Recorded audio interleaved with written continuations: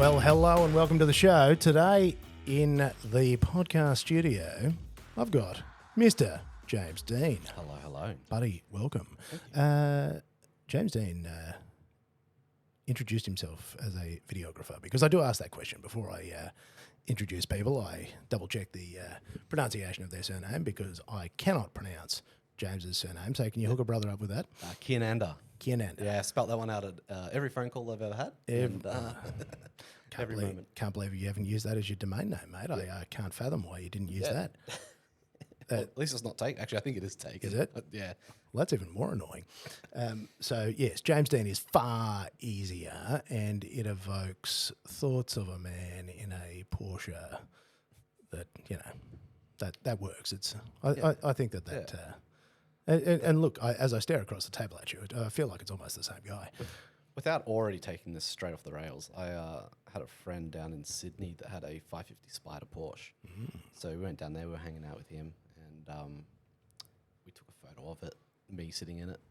Daniel Sharp took a photo of me sitting in it. Nice. And sent it to my mum. She wasn't super stoked about that one. She told me to get out of the car immediately. Really? Yeah, well, you know. James Dean's history with 550 Spiders in Nevada desert isn't great. Yeah, well, good thing you're not in the Nevada desert, so it was all going to be fine. Should have taken it to the Australian desert, to be Absolutely. honest. Great little car. Yeah. Salt flats would be fun. Yeah. At least got room to spin it out there. Well, look, excellent job getting it straight off the rails, and that's part of the process today. I am stoked to have you join me here, and I'm even more stoked at the way that this came about because I was, Mr. Daniel Sharp had invited me out to QR, and then on the gate was yourself. I was on a motorbike, so you couldn't tell. I had no idea who it was talking to me. So I They was were super friendly, so I had to keep going. Absolutely. I was talking smack through the helmet, and then I lifted up my old man face shield, and put two and two together. And you're out there helping friends, running motorsport events, and then we got talking about old Toyotas and motorbikes and all the dumb things that we enjoy. And I said to him at that precise moment, "You really need to come and talk to me." And that was months and months and months ago. That was a hot minute. And we finally orchestrated it. And that's probably a very good demonstration for anybody that knows nothing about running a podcast. The main job is actually coordinating schedules. Yeah. That's the hardest part of the whole job is lining up availability with people. And I spend days, weeks and months. Talking's the easy part. Yeah, mate, this is easy. Especially people like us. Yeah, you just sit here and talk smack. It's like we like all the same dumb things. Because we met, it'd have to be through drifting in cars, wouldn't it? I actually put a tiny bit of thought into this one. I believe we met 2009 Stadium Drift at Parklands. There you go. And then cemented our meeting a little further with Stadium Drift at Archerfield. That'll be the year. one. You would have been out there shooting drifting, and I would have been emerging myself a bit more. That would have been when I started taking photography a bit more seriously. Good. See, that was when I was trying to get better at it, and I was looking at the wonderful talents of Formula Drift and all the people shooting drifting overseas and going, man, how can I get that good? And I discovered that it was a bit harder than I thought it might be, and so I would go and practice every week. Yeah, we definitely bumped into each other quite a few times. You know, was it Thursday nights? Mate, the Thursday nights, whatever it was. That was my apprenticeship. Yeah. So that was where I met a lot of fellas because we just all wanted the same thing. We wanted to take cool car photos, and that was a place where we could go and take cool action shots. Yeah. And it was close to town. Of cars that look like they should barely be holding together as well. Correct, but they were also skidding, and it was good people. People just driving them. Yeah. Enjoying it. And just good times. Yeah, I long credit Archerfield for a lot of wonderful things. Yes, it was a good space. So shame about the way it went, but the opportunities that are presented for people, you know, it's fairly in the city as a location. You know, incredible spot and accessible. So every accessible, week. And it was cheap, and it was always available. Small track, so you're not blowing 100 sets of tires every time you go around it. You know, and that's the big one. It's the blowing the sets of tires. I took mine out. Took my Falcon out and, you know, decimated. Brand new set of Yokohamas in, not Barra very power. long. Yeah, Barra power, mate. Barra power and semi-slicks. See you later. But whereas, you know, drifting and motorsport is just very expensive, whereas that style of track just made it more accessible. Yeah, absolutely. For the backyarder. Yeah, it is. It's a shame that it goes that way. Yeah. But It was inevitable was the problem. Everybody that's involved with cars or anything to do with motorsport, motorbikes, anything like that, realizes that it's a natural progression. As Absolutely. tracks get closed down. We are pushed unwanted. further away. Correct. Less and less accessible, but keep getting us. Why aren't we going to them, kind of thing? But Correct. it's just the natural progression of it, unfortunately. And I did see a note that roller racing was on Saturday night, and then there was also a bit of a setup there to. That reminds me of the good old days. Yeah, the good old days. Now, mate, I'm losing a bit of volume on you there. Sorry. I might get you to get in the business a little bit closer, mate. Let's start this journey. Where are you from? You a Brisbane fella? No. Where are you from? You're gonna hate this. New Zealand. Crikey, not another one. The ghettos of New Zealand. Same as Dave Reed, mate. Yeah, absolutely. Fucking hell. Did you move out of the Gold Coast as well? Yes. Stop it. It's a cliche for a reason, isn't it? Yeah, absolutely. So I was born in a place called Lower Hutt, or the Hutt Valley in New Zealand. Choice. If you go visit it now, it's a lovely place. It's been cleaned up quite a lot. But when we were there, it was sort of the double bars on windows with a roller door kind of place. Good. Excellent. But great people, great little community down there. And then my parents moved. We actually were going to be either here or South Africa. And we ended up coming to Australia, just for the better life, I guess. Better access to education and stuff for where we were and stuff like that. So we moved to the Gold Coast and bummed around sort of Labrador Southport area like every other Kiwi of the time before Coomera existed. And then when Coomera existed, we moved to Coomera. That's what you got to do, mate. Yeah, It's I'm up in New Zealand. Yeah, New Zealand and Gold Coast, and then outside of sort of when uni started for me and stuff like that, I jumped up to Brisbane. I've never really gone back. And our paths obviously crossed through, the creation of images.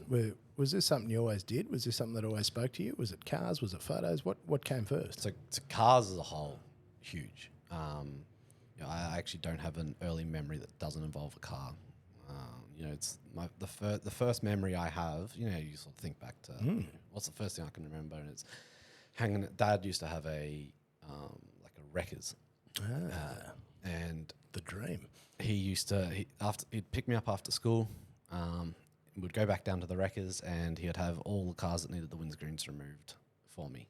And I used to be able to smash windscreens and do all that stuff, which as a young kid is the best job. So we used to do that, and we used to jump in the car and drive home, stop at this ice cream spot. But yeah, we had a 57 Chevy at home that Dad was fixing up as well. So cool. And then so Dad's always been a car guy. My grandfather was a car guy. My mum's a car girl. Like, she loves it. She that's pretty ingrained. And then pictures, like, I remember taking photos from a very, very early age. Used to run around with a disposable 35mm. Always had a love for it. Never really followed it necessarily as a passion, and it was never a career path. I actually studied engineering and that sort of stuff. So it was never really a thing for me until late high school, early university days, and it was kind of just a career option. Went with it. So you did engineering. Where'd you get into? Which uni was that? So I did engineering through Griffith. Yeah. I actually started my degree when I was 14. Really? Yeah, so I did it through school with a school-based apprenticeship. I didn't even know you could do that. Yeah, so you take the first steps of it. You go through this lot of certification process while you're still at school, doing school-based traineeship. I did that with Stratco, working in their metal factory there through the night. And yeah, back when I was 13 and a half or 14 when I first started. I had to get all signed off properly and stuff like that, and working night shift in a factory. It's borderline child labour, but it was a great time to learn a lot of stuff there. Learn a lot of sort of working with my hands, working in an environment with real people and stuff like that. No, there was no cotton wool there. It was just straight into it and get it done, mate. Honestly, I think it was great shaping for learning to be able to communicate with people as well. Tell people what you want, tell people what you don't want. Not be afraid of other people, stuff like that. Because you have to go straight in. So yeah, I studied engineering for that, and then out of school was wrapping that up, and then I actually ended up dropping out right at the end. So I don't have my full. So I didn't get it, didn't finish it. Nah, so I was probably, I think it might have been a year out of finishing it, and I was living up here in Brisbane, and I was just not vibing with it anymore. I love it. I still love it so much, but just bad space mentally, and yeah, ended up dropping out of it and didn't really know what to do. And then that's where photos came along, because it was something I had an interest in. Because how did that crossover happen? So you obviously just hit a point in time where you went, nah. Yeah, so I'd been working full time, plus doing high school, plus doing like the education all at the same time. So I was pretty burnt by 16, 17. And then, yeah, it was there wasn't really a crossover as such. My girlfriend at the time was just like, I was super in the dumps with it. And then she's just like, just quit. And I was like, I can't just quit this. And she's like, just quit it. Like, you're 17. She's like, I can't just quit something like this. This is huge. Like, this is going to shape my life. She's like, you're 17, man. Like, just quit. And that's actually something that's kind of stuck with me quite a lot, is if you don't like something, just quit it. Like, the older I get, the younger I realize I am. Just quit. You'll figure it out. Well, that's the one. It's the sunk cost fallacy. Yeah, and exactly. Even if you've tipped the time or the money into something, if it's the wrong way, continuing to tip time and money in, if you know it's the wrong way, is actually it's not correct. Yeah, and we're lucky we live in a place like Australia where, you know, the safety net sits really high. You can just quit something, especially at 17. You know, if you've got parents that are willing to support you, if you've got families willing to support you, you've got a government that's willing to support you, you can just quit. And then, so there wasn't much of an overlap as such. Quit that. I didn't really know what I was going to do. No, I can't remember where I went directly after that. I can't remember if I went straight into nightclub photography after that or not. But it was something along those lines. What was it like? Get a nightlife for you as one of those? No, I was hired by the clubs themselves. Really? So yeah, I was working with, at the time it was the Bedroom on the Gold Coast, Sin City, and then shifted across with a few of the other clubs amongst the place. But yeah, it was directly with them. So yeah, it'd be, turn up, shoot the night, edit in the office, the good old batch edit, good enough, quick enough's good enough, and put them online so everyone can tag themselves when they woke up with their blurry vision. Far out. So what year would that have been? Yeah, that would have been, I was fresh, so it would have been 2009, 2010. Yeah, wow. But I did that for about 4 or 5 years, so it went on for a while. That's pretty good apprenticeship, though. Like, yeah, you learn taking photos of drunk people at night and trying to get them to, that's like herding cats. Yeah, you learn the sort of the crowd control side of things really fast. You learn the difficult lighting situations really fast because you've got laser beams and lights and all sorts Very flying past you. Bounce a light off a black roof too. And yeah, exactly. And you've got the guy that wants to punch you on your left. You've got the girls on the right that want another photo. You've got the guys in front of you that are trying to get a photo but won't stop moving. You learn fast. There is a very basic process to it that you can pretty safely get a photo. I remember that those settings are ingrained in my head. It almost hurts. But yeah, you can learn fast doing that sort of stuff. It seems like a genre of photography that you can really just pass over. You can not care about event photos or nightclub photos and stuff like that. But yeah, it's a stomping ground. Because you learn one of the key facets, which is people management. And that's something that I see people who are very talented with a camera but can't figure out how to wrangle talent.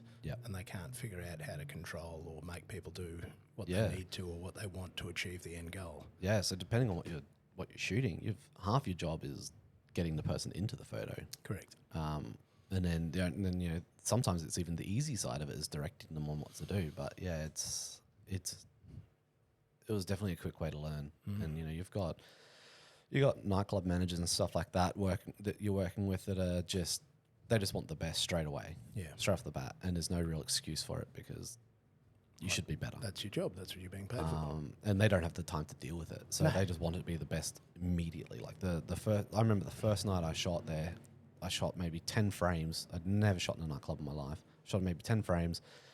Nightclub manager pulls me aside.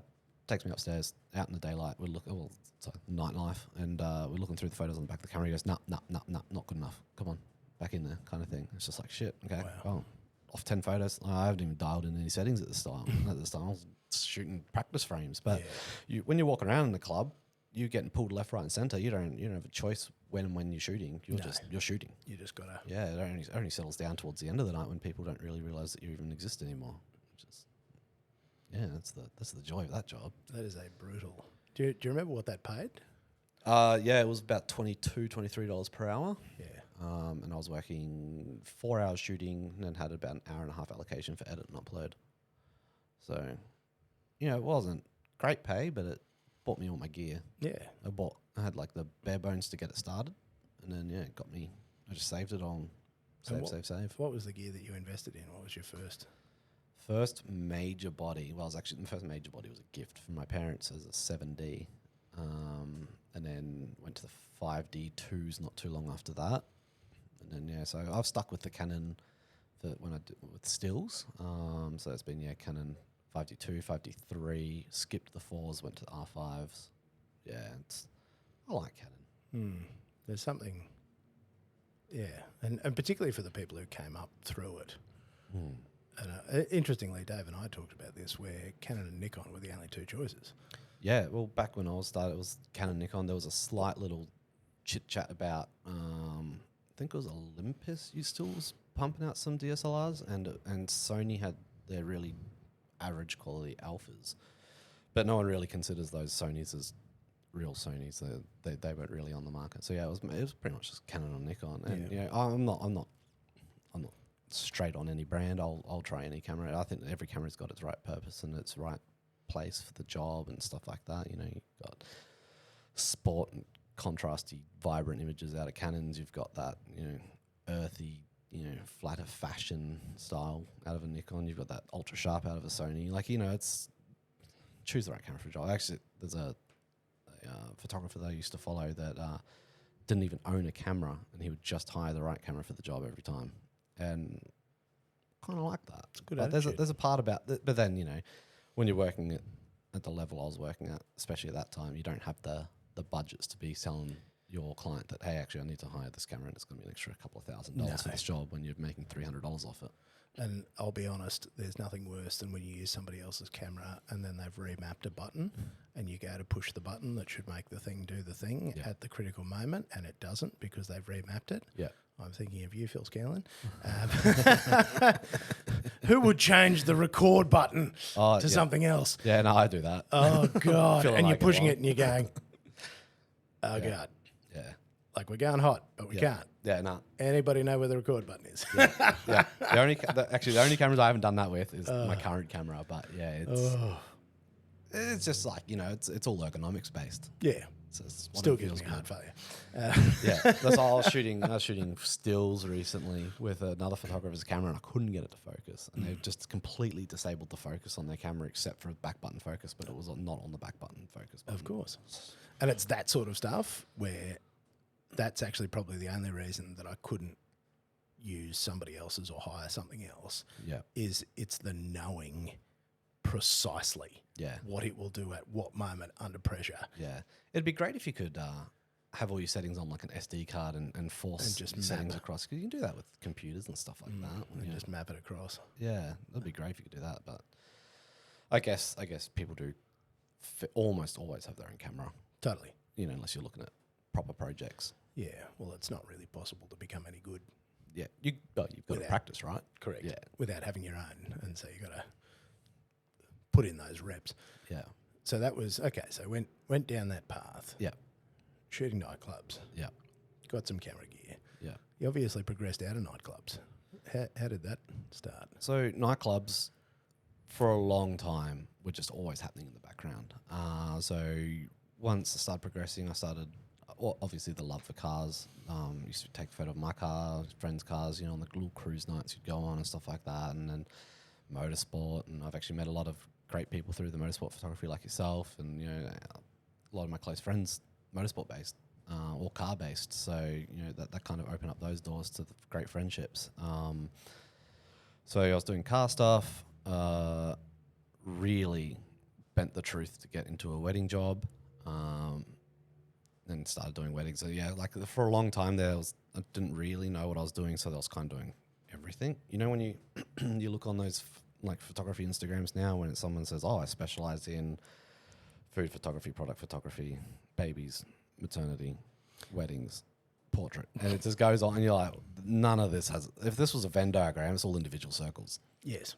Yeah. And I do often smile to myself when I see the new professional photographer that specialises in 30 different facets of things that people pay money for photos. Yeah, the only similarity about all of it is that you bring your camera to the job. Correct. It's actually a completely different job. Each one is horrifyingly difficult. Yeah. Yeah. So I was one of those. Had everything. I understand. And at the time, I also had the banger of a business name, which was the format of first name photography or last name photography. What we did. So you had to, right? And it's part of the process. It was the rules. And then after a while, I actually ended up slowing down with the nightclub stuff because I was doing a lot more wedding stuff, and it was starting to really become difficult because I'd be shooting. I was working for a studio at the time, so they were getting a mass amount of weddings. You know, we were shooting. I think we were probably upwards of 500-600 weddings a year through those guys, and yeah. So I was shooting. I was the primary shooter there for a while. So I was shooting. Like I'd be shooting like a Thursday wedding, a Friday wedding, a Saturday wedding, a Sunday wedding, and I'd be doing nightclub through the night each night as well. So I'd be finishing a wedding at 10 p.m. at night and rushing, or 9 p.m. at night and rushing down to the nightclub for a 10 p.m. start, finishing at 4 a.m. and then going off to another wedding at 9, 10 a.m. That sounds like a living nightmare. Yeah, I did it for like 2 years. What? Good money, but it was also a fast track to poor health, poor choices. Yeah, there's a personal toll that comes along with it. Yeah. I was young at the time. I was early 20s, really just trying to establish where I wanted to go with it. And look, I wouldn't do it again, but I'm not. In hindsight, I'm glad I did it. Yeah, it got you where you needed to be. Yeah, exactly. So yeah, and then once that sort of once those sort of things started to evolve, especially sort of weddings,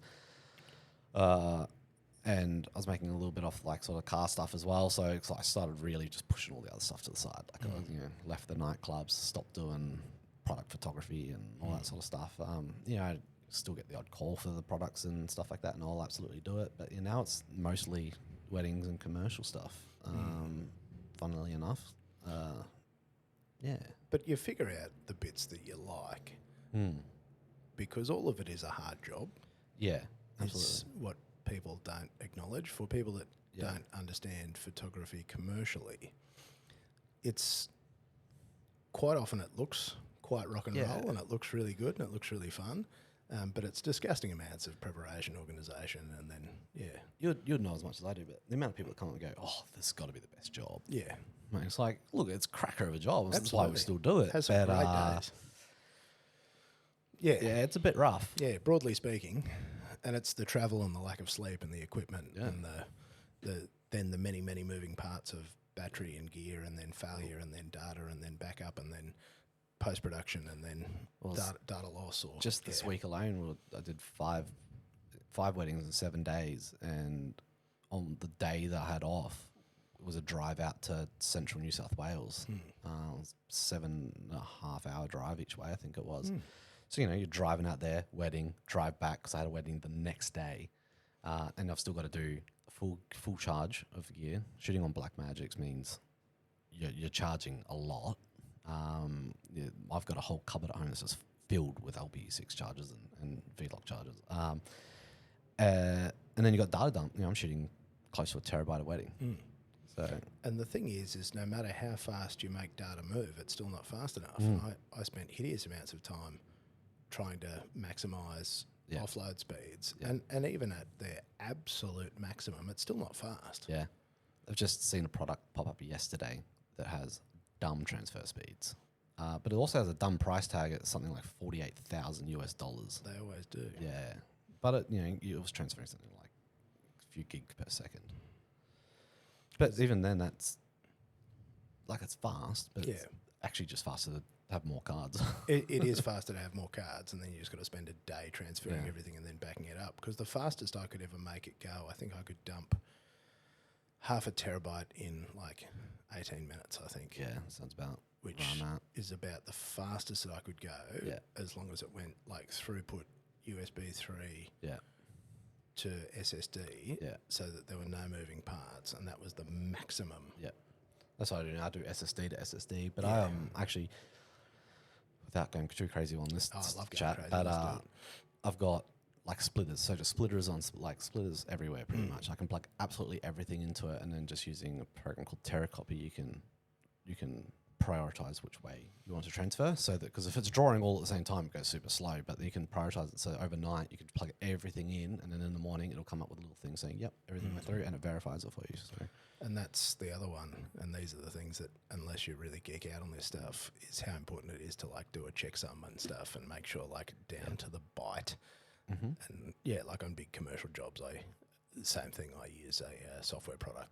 The name escapes me, but that's all it does. Is just checks. It checks. It makes sure that what you unload and transfer is the same. And unfortunately, that almost takes the same amount of time as transferring it. Correct. So double your transfer speed. And these are the very unsexy parts of this job commercially. Yeah, is that you spend inordinate amounts of time.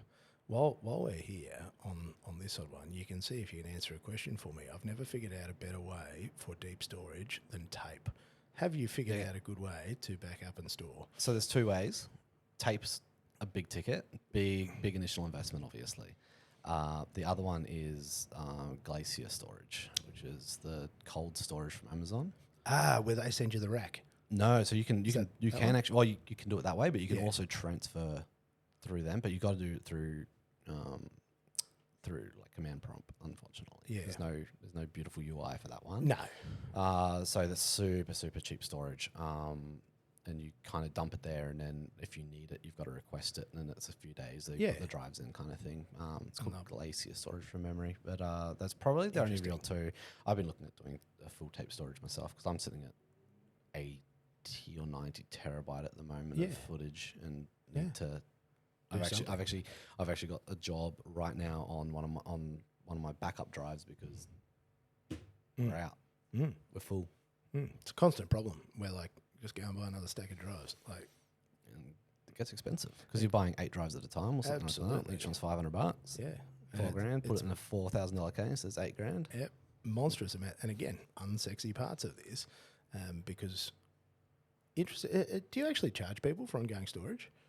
Or I don't, because the ongoing storage for me is actually me being a hoarder, bit of a data hoarder.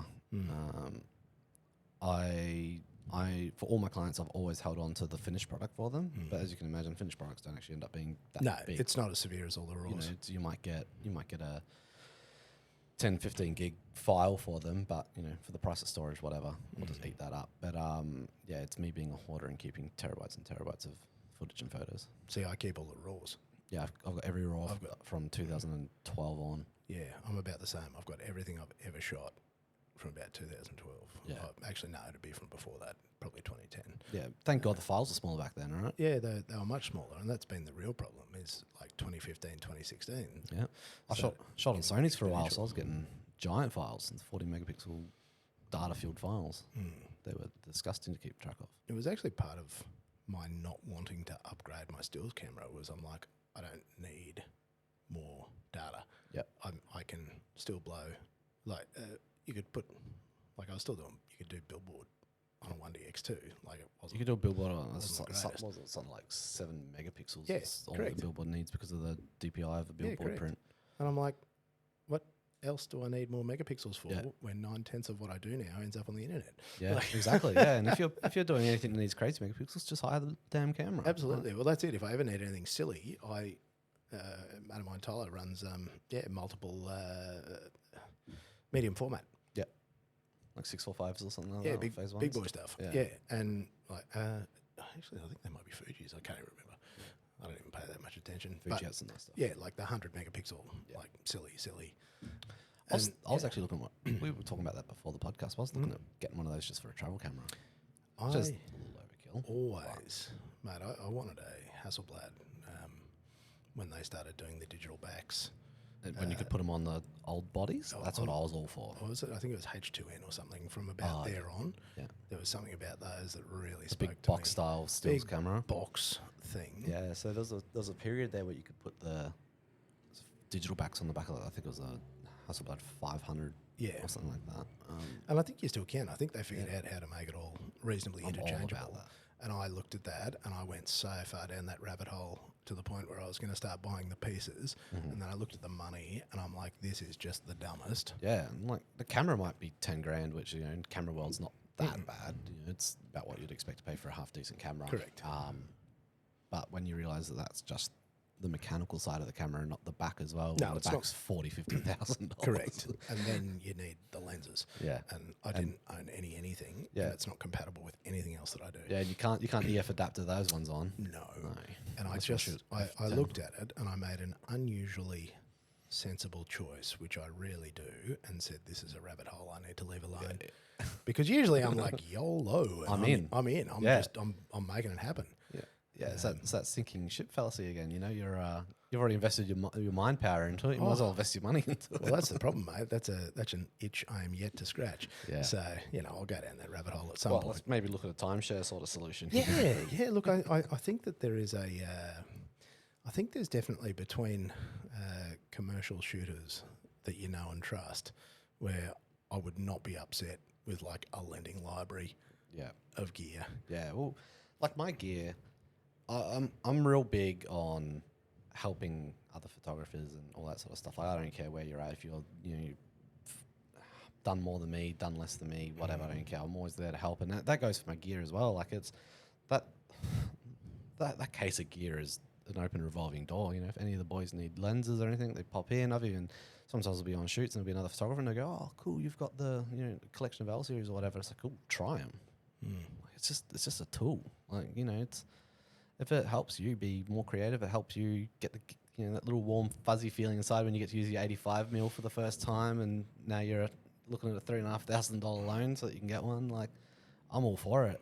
I don't want to be precious about it. And I like that approach, and I'd suggest that that's probably part of why you and I got on so well, because when we were getting started, the gatekeeping in photography was at maximum gate. Yeah, it was at a different time. The information wasn't available. It was a lot harder to access. Because it wasn't on YouTube, there wasn't a tutorial, it wasn't how to. No, it was absolutely libraries and stuff like that. Libraries, industry knowledge, and the person would build their knowledge and then they would hide that from everybody else because everyone was your competitor. And I found that just to be very bizarre. One of the big ways of learning when I was starting out was being an assistant on shoots. That was kind of the way to learn, essentially, in the sort of the commercial world at that stage. So I'd be, budding along, and I'd be the guy that gets yelled at and get me my memory cards or get me my batteries or something. But you can still stand there and you can watch what they're doing and see how they're interacting with people and stuff like that. So it's actually how I first got into the commercial world, is doing that was the apprenticeship. Yeah. Whereas now you start a TikTok and an Instagram page and boom, you're a photographer. Yeah. And that, again, none of these things were available. And because obviously we're at the back end of forums, but something that was very powerful at the time was there was that Facebook group, that Southeast Queensland Photography Southeast Queensland Automotive Photographers. And that group single-handedly connected a lot of us into what I always found to be like quite a positive space, which was very unusual when I went into photography and found it all to be very... quite toxic. Very toxic, very unpleasant. Yeah. There's like a lot of attitude that comes with people that have been very successful with their photography as well. Yeah. Unfortunately. But yeah, that group is good. I didn't post in there nearly as much as I would have liked to. But I was definitely, I was active in there still. But it did bridge that gap between these people that were where we were when we just got our cameras. Yeah. To, where we were at. Like it felt a little bit of an ego boost there that we were some of the better photographers in there at the time. But, it was great to be able to help the community continue to grow. Because totally. Big believer in, if I help a photographer or a videographer grow to be as good as me, without trying to sound egotistical, if I can make them as good as me, then I have to be better than them to keep being better. Correct. So by helping another photographer grow, I'm helping myself. Yeah, keep pushing. Keep pushing. I've got that. I'm lighting my own fire on my own bum kind of thing. And that's something I've just always continued on with. And I've been like that from the start, but I've been fortunate enough to do this during an era of photography where that's been an acceptable way to go with things, or more, not hated for it kind of thing. Because I found it, I did. I found it very toxic and I found it very unpleasant, and they're just not ways that I conduct myself. And I just always went, if you're just kind to people, that's a good way to be. Yeah, and you don't even have to be like you can be kind to a person and give them zero information. Correct. But that didn't exist. No, and it was really and interestingly, I got a touch up from a bloke. I went and shot a season of TCR, and I was down at Phillip Island, and I didn't have accreditation because it's Phillip Island and it really doesn't make any difference. Yeah. And I was just in one of the inside paddocks with my 400 over my shoulder, and he is a photographer that people would know. He's a well-known V8 supercar photographer, and he fucking screamed at me that I was in the wrong place and wasn't wearing my vest and this and that, and I'm like, okay, no worries, mate, thanks. Yeah. And so I moved away from there, and I'm like, there's two ways you can handle that situation, and that way is the old-fashioned photographer fuckwit. Yeah. And I then overheard him bragging to another photographer how he told this fucking whippersnapper, a dickhead fuckwit, to get out of there. Yeah. And I walked past him and smiled and nodded because I was obviously there as fucking media management for a team. Yeah. And, I've just been abused by this guy. And, he forever lives in my shit list. Yeah. Because you just don't, he was so proud of himself for screaming at somebody. And I go, mate, you are the problem. I think as well, there's a volatile part where, and you guys actually touched this on in Dave's podcast, where the shift between film to digital became so accessible. Those the people that had already proven themselves were having to make these major shifts in their business and stuff like that. And a lot of people were like kind of just a bit cautious about the way that things were going to move and the amount of people that could come through and kind of take the opportunities. But if you're good enough to keep getting the opportunity, then and that's just always been good. My point is there's enough there for everybody, and you trying to block other people out doesn't actually make more for you. Yeah. You don't knock other buildings down to make yours the tallest. That's not the way this works. Yeah. And I see that as a real flaw in the people that did gatekeep the industry. Because the other thing was, and for that specific circumstance, I had my 400 over my shoulder. I'm a fucking middle-aged man. Yeah. I don't look like a young bloke. Yeah. Not my first rodeo. You can generally put two and two together and go, if old mate's rocking, big boy gear, he probably at least has some. And you go, oh, mate, are you okay? Did you know that this isn't probably the right... And it's that... Yeah. Which the screaming at people and the ego trip is everything I remember about professional photography before. Yeah. With that 400 mil, you're either a bird photographer or you're lost. Correct. Yeah. and that is 100% correct. There's nobody else that has those because they're so dumb for any other reason. Yeah. There's no reason to buy them. No. But they are the best lens ever made. Oh, yeah. I used one at a wedding once. Mate, they're the best. I had one for a little bit and I was just like, oh, why not? Yeah. Right. And best portrait lens ever made. Had a bigger wedding, and I knew that it was going to be tight to shoot, the speeches and stuff like that. And I was like, oh, use a big boy. It's 400 mil. I can sit at the back and just tickle my ego a little bit. And just tick them off. Actually, it did the business. And I would always position myself in the corner of a team garage, out of line of sight, and that's where I get all my favourite candid shots because they wouldn't see you until it was too late. Yeah. And they wouldn't know you were there, and that was my favourite part to get that absolutely very organic look. I love doing that. But funnily enough, my style now has me being way more intrusive, like actually being annoyingly close to people for it. Mainly in sort of like wedding receptions, party environments and stuff like that. Have you seen that street photographer in New York that jumps out at people with a flash? I have not. It's this old bloke. Runs down. He'll be walking along the street and he'll have his camera under his trench coat kind of thing, flash in his hand, and he just jumps at them. and just bang, hits them with the flash. And the photos are all, arms in the air, people squinting at him like, what are you doing, kind of thing. That's his thing. That's the style. He's made a style out of it. And so yeah, now it's just, I shoot with I think it's like an equivalent of like a 24 mil. I get so close that a head will fill the whole frame kind of thing. And, it's, I'm in people's business at that point. But I'm looking for that interaction now. Taking it to strange new places. Yeah, it's just what you got to do sometimes. Well, you got to keep mixing it up. I've always enjoyed, and this is the fun thing about getting better at it, is the style that speaks to you. And the style that has always spoken to me is like the, like your wildlife documentary photographer. Yep. Do not interact, do not engage. Yeah.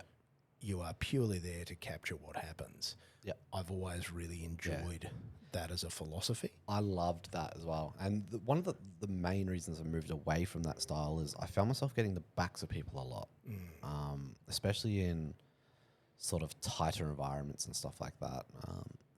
It just felt like I was missing some of the stuff because I was further away. Like, you get further away, you're getting those emotions without you involved whatsoever, but then I'm missing some of the other stuff. So that's when I started getting so close that you went, bugger, I'm actually on their shoulders, kind of thing. In the action. Yeah, but it works out great for me and what I'm doing, and people love it. So and if it's fun, and I think that's the thing I could imagine when I see that is, you bring the joy into the moment and you don't make it awkward, you make it playful and like you've got to really vibe with the atmosphere you're in with. So like I've been doing some Balkan weddings recently where, grooms are getting thrown in the air and stuff like that. Wow. And you've got to be practically throwing the groom in the air as well, but you've got to be one of the boys. You've got to be in there with them. You spend all day, you'll spend days before the wedding amping these guys up, getting in with them, that sort of stuff. And I'm their best friend on the day kind of thing. I've built great friendships out of this because of it. But yeah, you got to be really in there. And then by the time that you get all the way to that stage where you want to be in their face filming, they want you there in their face filming. You're part of it. And that comes back to what you've had to build in terms of your interpersonal relationships and your capacity to build a deep relationship fast. Yeah. And that is a learned skill. Yeah. And I would say that it even started all the way back with nightclubs and working in a metal factory. Absolutely. I was out of my depth in that metal factory. Oh, bloody bet you were. I was 13, 14, whatever the hell I was. And, I'm cruising around with, 22-year-old rough boys, that... Hard yakka. Yeah. Like asking me if I'm going out drinking on the weekend or if I want to come over to a party and stuff like that. And it's like, dude, I've got homework. My mum will be wandering around if the street lights are on, kind of thing. I ain't built for this yet. And that, no, I can see, again, as you connect the dots, you can sort of see how these things have, how they do, how they affect your trajectory. Because the weddings was something that you obviously went into pretty hard. So sort of between weddings and commercial, you've found, because I've seen some of the work you've done commercially, and you've always produced just beautiful things where I look at them and they're just stunning. They're just visually stunning. And that, I think, has just always been a hallmark of the way that you work. And it's very interesting getting to understand how that's sort of come together. Yeah. So it's the aim for me is just to always be better. There's just no reason not to keep getting better. So, there's like guys I follow, locally, like Josh Kelly from Jack Harlem, I think is his commercial brand, who shoots a really interesting style. We did weddings together for a while and he really went into the commercial space and he's incredible. And then, you've got, guys like down in, I think he's in Victoria, Chris Benny with the car stuff, and your Eastern Chain in Sydney. Those were guys I used to look at and be like, I've got to catch up to these guys, and then we can figure out how to be better. But they kept getting better as well, so I always feel like I'm chasing them and that sort of stuff. But you get that locally, you get that internationally. Just chase it. Always chase. Be better, be better, be better. And that's kind of what my motive on, especially the commercial side is. I obviously always want my wedding stuff to be better, but I'm trying to push more of like an engaging and emotional kind of side with that more than just prettier pictures. Like I've tried to let go of it, trying to be the perfect photos, the perfect videos, and just make something that suits the environment, suits the people, suits the day, suits the storytelling better, which is a very hard hurdle to take. It is, but that's also the maturity in your art, that you're at a point where you can make the thing. Like, you know, you can do the job, and you've gone, look, I can turn up and deliver day in, day out, but what I need to find a way to make it, I don't know if this is the right way to say it, but it's almost to make it hard again, to feel like a beginner again, to make it so that you're there half panicking about how you're going to pull this thing off. Yeah, and make it hard again, touching on that, like, that's where the big shift from photography to videography came from. Mate. So I did... Keen to hear about this whole story. I'll a little precursor for it. So I did photos for... I was probably about 8 years in at this stage. Full-time weddings, touching on commercial automotives and stuff like that. And I'd been shooting a lot. So I was actually running a studio here in Brisbane, one of the big ones, as the director of photography, I think was my role title there. It just essentially meant I just got to shoot as many bloody weddings as they'd feed me. And I'd shot something like 270 in a year. And I was burnt, big time burnt. So I left them after a little dispute with the owner for apparently not working hard enough. So I was like, that's enough for me. You know, like, this relationship's a little bit too gone for us. So let's take our separate paths, kind of thing. And they're still doing great, which is, you know, obviously always good to see. And started just chasing the elusive love of photography again, because I'd lost it. I was burnt. I didn't want nothing to do with it anymore. But, you know, it was what I knew. It was my bread and butter. It's what was paying for hobbies, cars, living.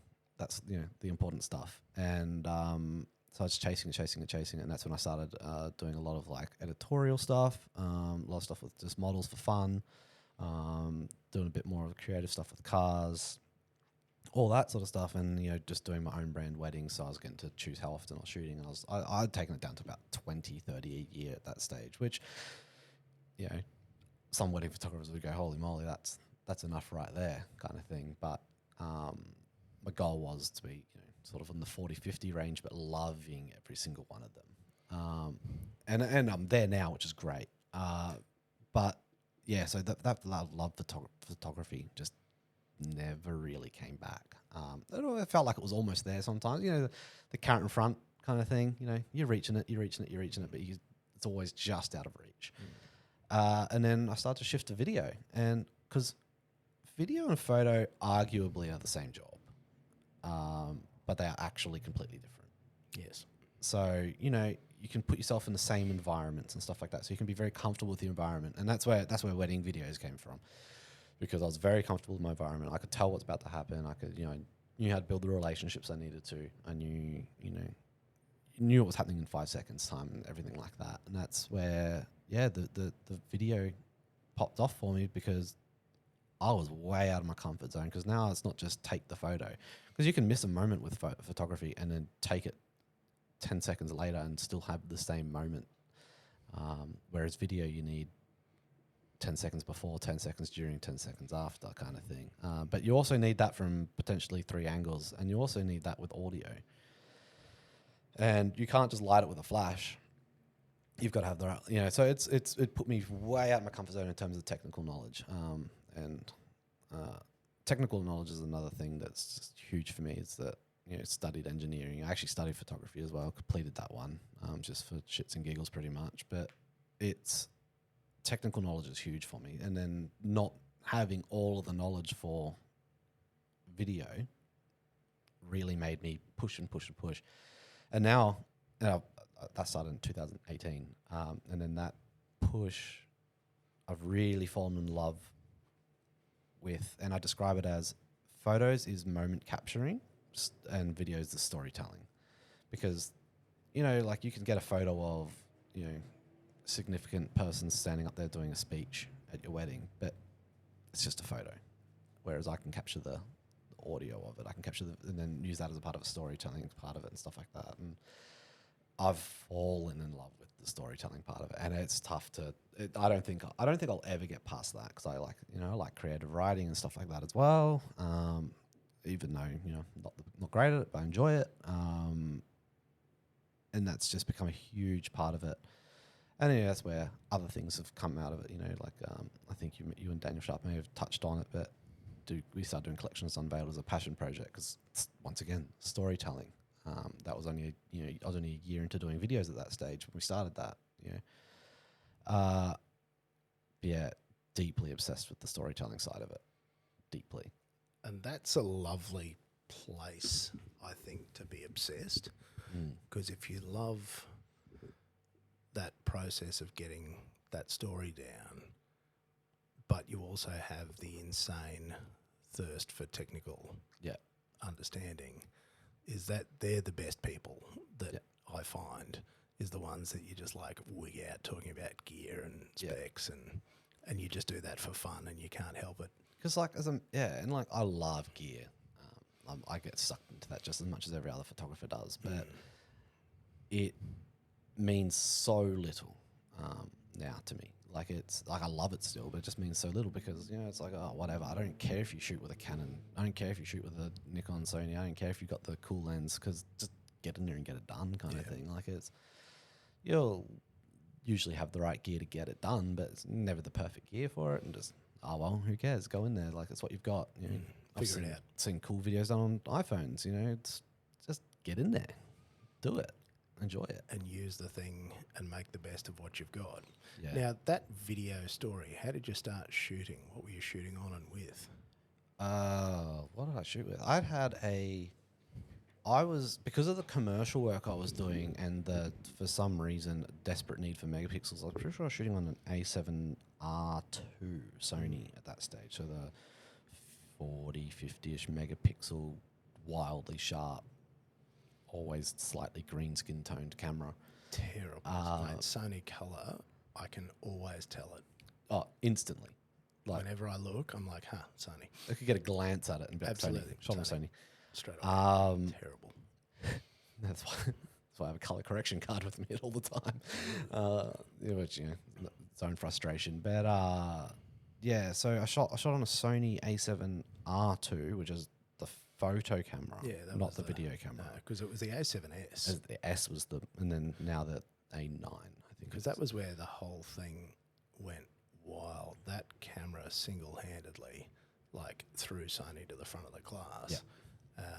Because the small size and then the fact that damn thing could see in the dark. Because I don't think anybody would appreciate that just uses a camera now, how incredibly difficult it was to shoot in low light before that. That camera went up to something like 256,000 ISO. It was usable up to something like 12 or 18,000, whatever number it is. I can't remember the math on it. But then you go back to, at the time, the Canons were struggling to go above like 1600 for usable footage. Oh, absolutely. And 1600 is a dull day. Yeah, and 1200 ISO, you knew that you were somewhere near the limit. And if you pushed it to 32, it just looked If you went to 12, what was the thing? It's 12,800 ISO on a Canon. Yeah. I hope you're wanting that to be a grainy black and white image. Yes. Because not much more. That's where things like Magic Lantern and stuff were great, but still it was rough. So yeah, I was shooting on the A7R. And then swap that out for an A7S, I'm pretty sure. From memory, I've had a lot of cameras, more cameras than cars. And then when I started realizing that this is actually something I wanted to do, picked up a FS5 Mark II, which was a pretty nice camera. They're a good bulletproof getting it done. Yeah, like a handheld box-style camera. Yeah, with all the ports. Yeah. I/O ports. For the price, I think they're only like 6,000, 7,000, 8,000, somewhere around that range. For the price, it was a banger of a camera, and I shot a lot of weddings on that camera. And I still look back at the footage and go, yeah, that hits. But once again, color science. Color science is not there. And I if they could figure that out, I mean, I don't, like, do people not care, or can people not see it, or like why is it still like this? I think we're more trained to see it, I guess. Is that what it is? We've looked at it enough to know. But I found that when I had to use it on a couple of commercial video shoots, and I found that it actually just didn't matter because you got the color guy. Yeah. He's just going to fix it anyway. Just fix it. It's like, just shoot it flat and send it off. And it'll be fine. But it's the people who shoot and edit and grade their own stuff that probably don't understand the depths of color science. It's a nightmare. It looks horrible. It's a difference. Like, you Always can looks have horrible. you send tint neg pos 10 either way, and it'll difference between making someone look like an alien and someone looking ill. Yes. And if somewhere in the middle, they look healthy and alive. Because so many people, and particularly people starting up, are shooting on them because it's easy. You get that in a gimbal and boom, you're on. And I'd still recommend it as a first camera, mate, the A7S2s and stuff like that, because you get those for cheap now. But mate, train your eye for colour science. Yeah, shoot everything in black and white. Yeah, or shoot everything in black and white. Well, that was always the secret when you fucked up the colour. You're like, black and white. These look good in black and white. I might deliver them like that. Yeah, because I need to hide my colossal fuck up of how bad this actually looks. So I had from the Sony, then I had the FS2 for a while. I have FS5 Mark II, for a while, and then I think where did I go after that? I think I was forced to change because I was getting a little bit over the Sony, and then I had a car run over a camera and crush it in pieces. So I was in a spot where insurance money was coming through. How much longer do I want to stay invested in this Sony stuff for? And that's when Sony was winning that race. Sony was. They came out of the gates and mate, out of nowhere and just decimated everybody. And then so I was looking at. I think I even dropped back to the Canons for a few weeks while I was trying to figure myself out. And then I just went all in on Blackmagics for video now. So I've still got the separate Canon for photo when I do it, and video is Blackmagics. It's got its nuances. Yeah, which I find to be an interesting choice. And I was chatting to you about this before we actually sort of started rolling, because we went straight down all the rabbit holes as we do. Yeah. And I have always been fascinated by the Blackmagic cameras because they created an entry level camera, like a very affordable cameras, and like that Pocket Magic or whatever it was called. Blackmagic Pocket Cinema Camera Pocket 4K. Cinema camera, BMPCC 4K is the code name that you see them. That's actually what I shoot on. Yeah, I played with one of those when they came out. One of the boys bought one and brought it in for me to have a tinker with, and I'm like, this is great. Yeah. Like really impressive. And I was really but it was the external recording and then battery, and battery was and probably remains to be my complaint on the small Sonys as well, because they created these like big dog cameras with like peanut-sized batteries that would last 8 minutes, and so you'd need 400 batteries to get through a shoot. And I'm $99 like, each. this is not commercially viable. $110 for the charger. And so I've got V-lock adapters for everything, because naturally I've got bits and pieces of all sorts of things. But the fact that you had to create workarounds for what should be very basic process flows, I found to not be very well thought out commercially. Yeah. So that's, I guess, why I'm interested, and that's my point of view, and that's just my own personal perspective. And I'm fascinated to understand how and why that then became your weapon of choice. Yeah, so there's a lot I don't like about the cameras I use, but the final result is what I like out of it. So that's what I use. I go through all the trials and tribulations because I like the end result. The images always got that slightly soft, milkier mid level of contrast on it. Like the colors, you can get pretty damn nice out of it. It also has a little bit of a fail safe in it where it's got shoots. You got the ISO you can change later on in post and stuff like that. So it's if you shoot a flat profile with the ability to change an ISO, you can kind of save anything. And especially when you're doing like things like weddings, where you usually have enough control over the environment to be able to shoot something decent, but then you still got things like the sun that pop out and pop back in and stuff like that. So you just got to shoot like a mid-level. Don't get your EV right. Don't get your exposure right. Just shoot it so you know you can fix it in post if something so goes that you wrong. Can catch it if it. So that's where those have a big strong point. But things like not having autofocus and stuff like that is an absolute killer. Well, that was going to be my next question. Is as a camera operator, you just need it to get the job done. And I've even found, like, when you're trying to pull focus on a camera, like dual pixel autofocus forever.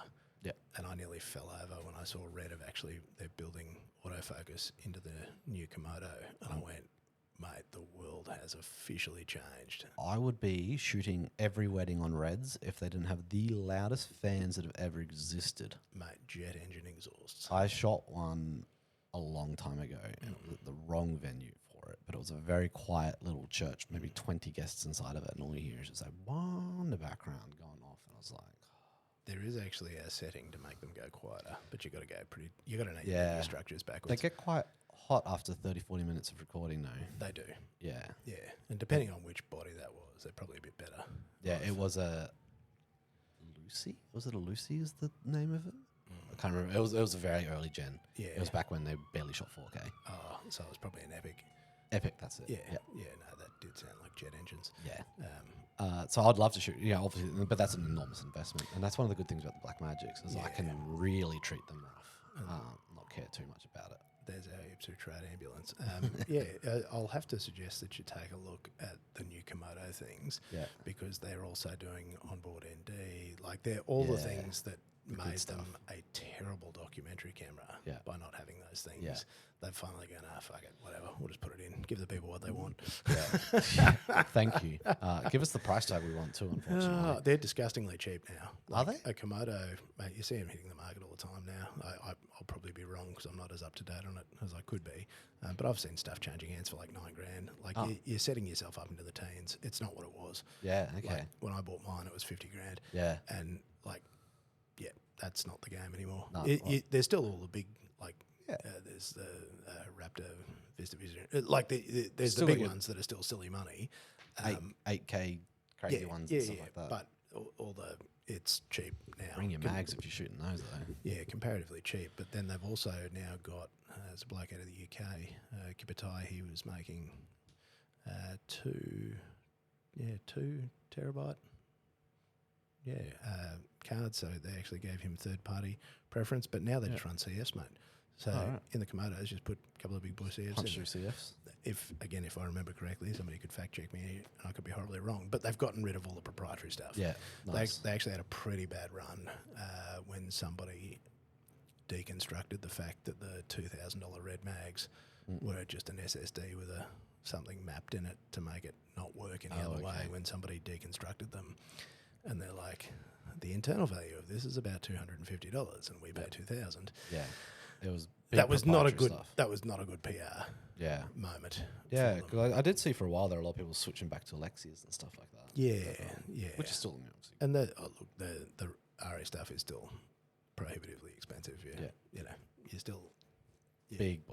That's renting. Proper. You're proper money to buy one of those, but you end up down the same rabbit hole where you need all the things and you need all the attachments, and then 3 years later it's not the thing anymore. Honestly, you're better off, unless you just love it and that's just what you want to have and shoot on.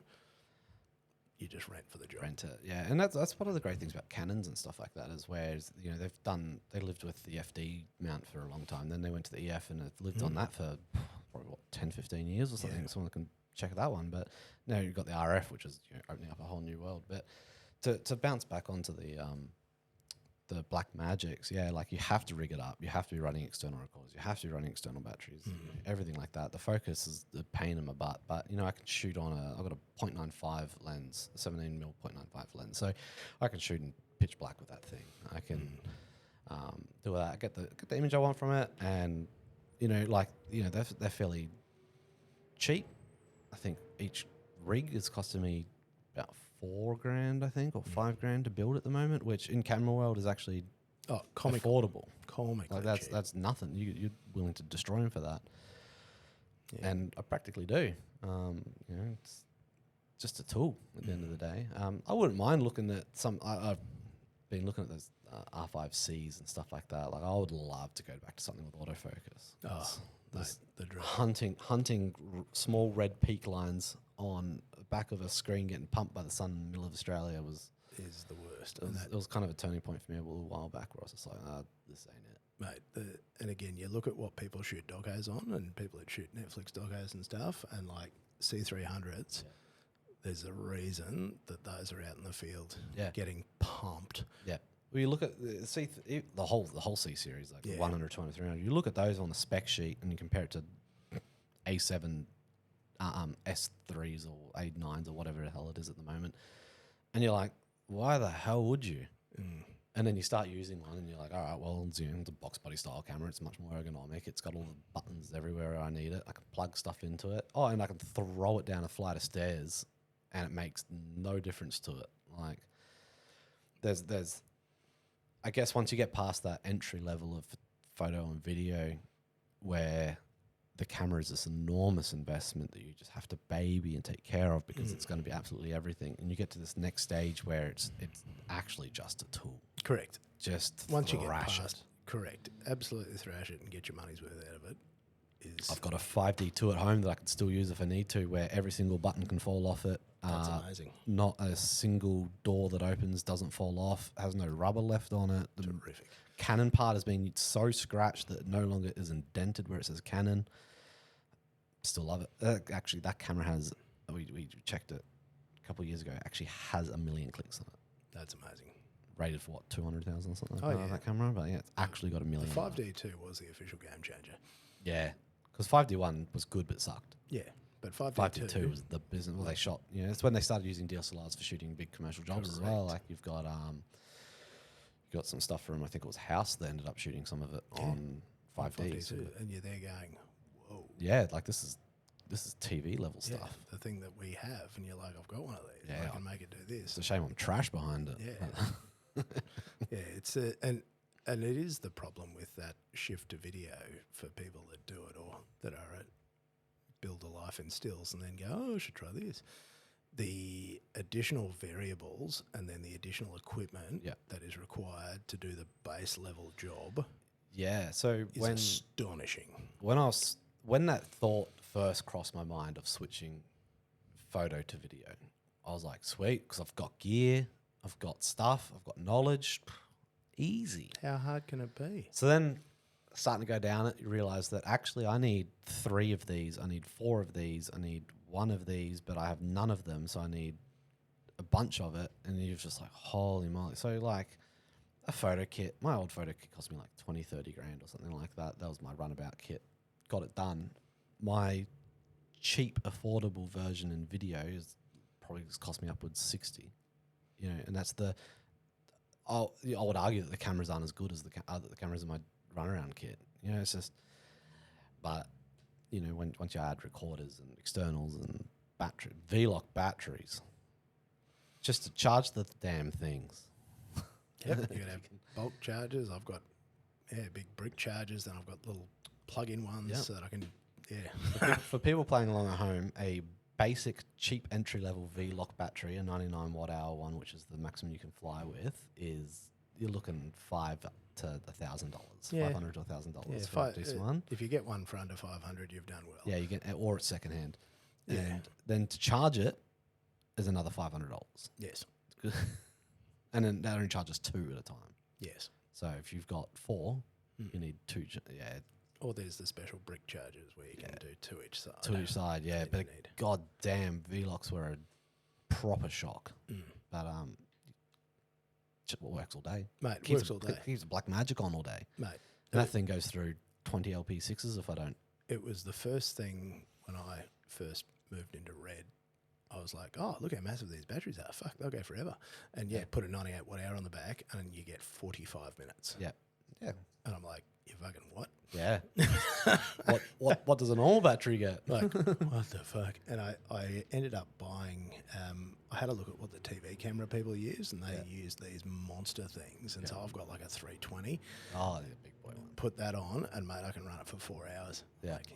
Like, I'm lucky enough I can run a whole day on a 99. Yeah. So I'm like comfortably as well. It takes me down to like 30, 40%. So that's a bit of impressive. room for move on there. But, you know, I'm only powering the camera. I'm not powering screens, follow focuses or anything like that off it. But I can imagine with the Reds up. It's a shock. Burning through them. And you get to a point where it's actually easier to just rent them in whatever state you're in because flying is such a nightmare with them that you just, you know, go to Lumac and go, yep, I need fucking 10 batteries in Sydney from here to here. Yeah. And you just don't worry about it and you just hire and have it delivered to wherever you're shooting. Yeah. Every time I fly, so I've got like a Kathmandu camping bag that sits inside my camera bag. So it's just literally, it's all the batteries in it. Pull it out. I tape my ends, every single time, no matter what, even if I'm not traveling.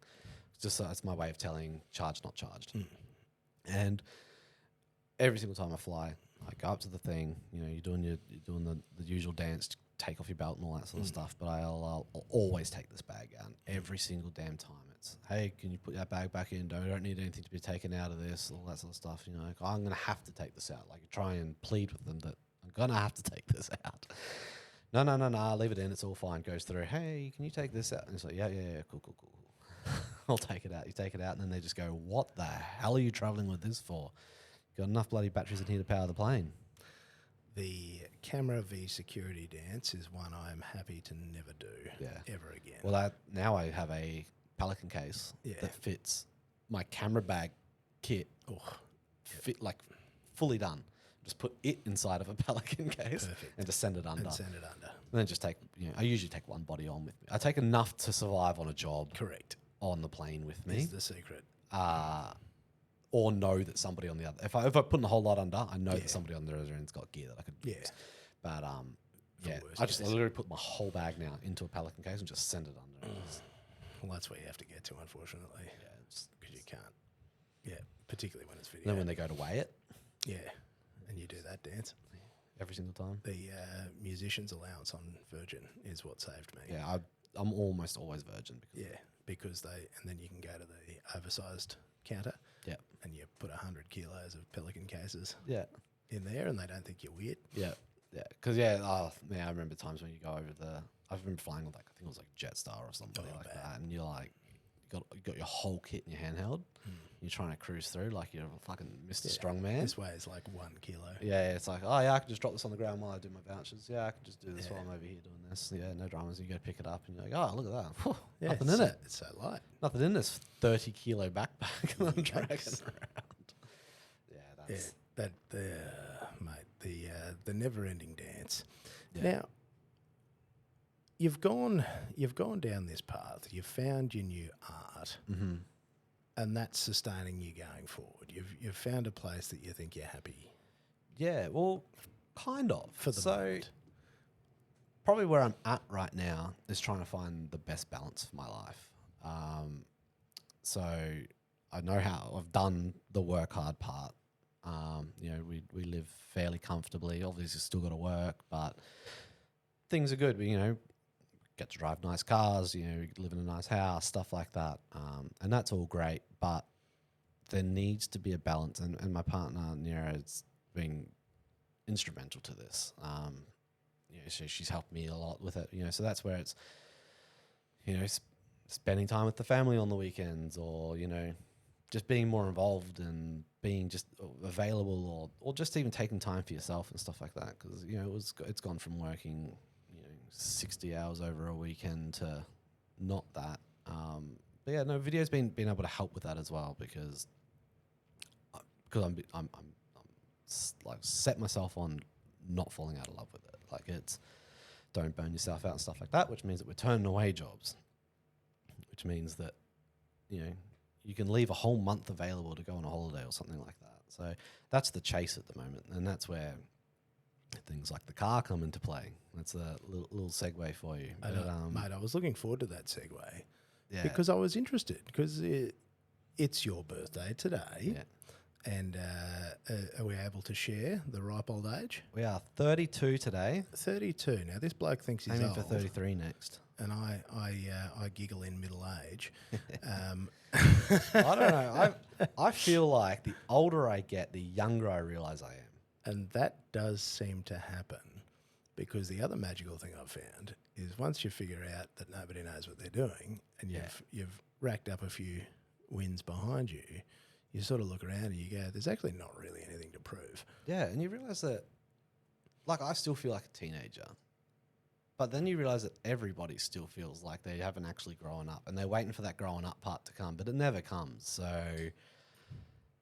And I remember my grandfather telling me that he'd look in the mirror and he's like, who's that old bloke? Yeah. Because, he said he still feels like he's 20. Yeah. And, he was in his mid-80s. Yeah, I was 23, 24 trying to prove myself and going, shit, I'm running out of time here. Speed it up, kiddo. Push. 28 comes around and you're like, damn, man, you're getting old. And then probably around that same time, I was like, am I though? Like, let's figure this out. And, a bit of soul searching with that. And you realize that actually you're not far behind, you know, like, and you know, things like social media and stuff are a big tough one at the moment, because you see people that have, you know, either they've won because of nepotism, or they've won because they've struck lucky or something, or they've worked really, really hard when they're really young and they've just managed to make it young still. I'm sort of bracketing these like under 30s that are driving around and, you know, they're McLarens or whatever. And, you know, like that's cool and stuff, but like we don't know the story behind that. And, but you see it growing up and you want to chase that and go, why can't I do that? Yeah. But, you know, you're looking at one person out of 10 million that have done that, and you don't know how they got there. And you also don't know the struggles that they're going through right now. Correct. It's that there's a picture that circulates, you know, all the oldies Facebook groups all the time, where it's like the guy on his bike looking across at the guy in his sports car going, man, I wish I could have that. And the guy in his sports car looking at the guy in his four-wheel drive going, man, I wish I could have that. And the guy in the four-wheel drive looking at the cyclist going, man, I wish I could have that. You know, it's everybody's got, just live your path. Absolutely. You know?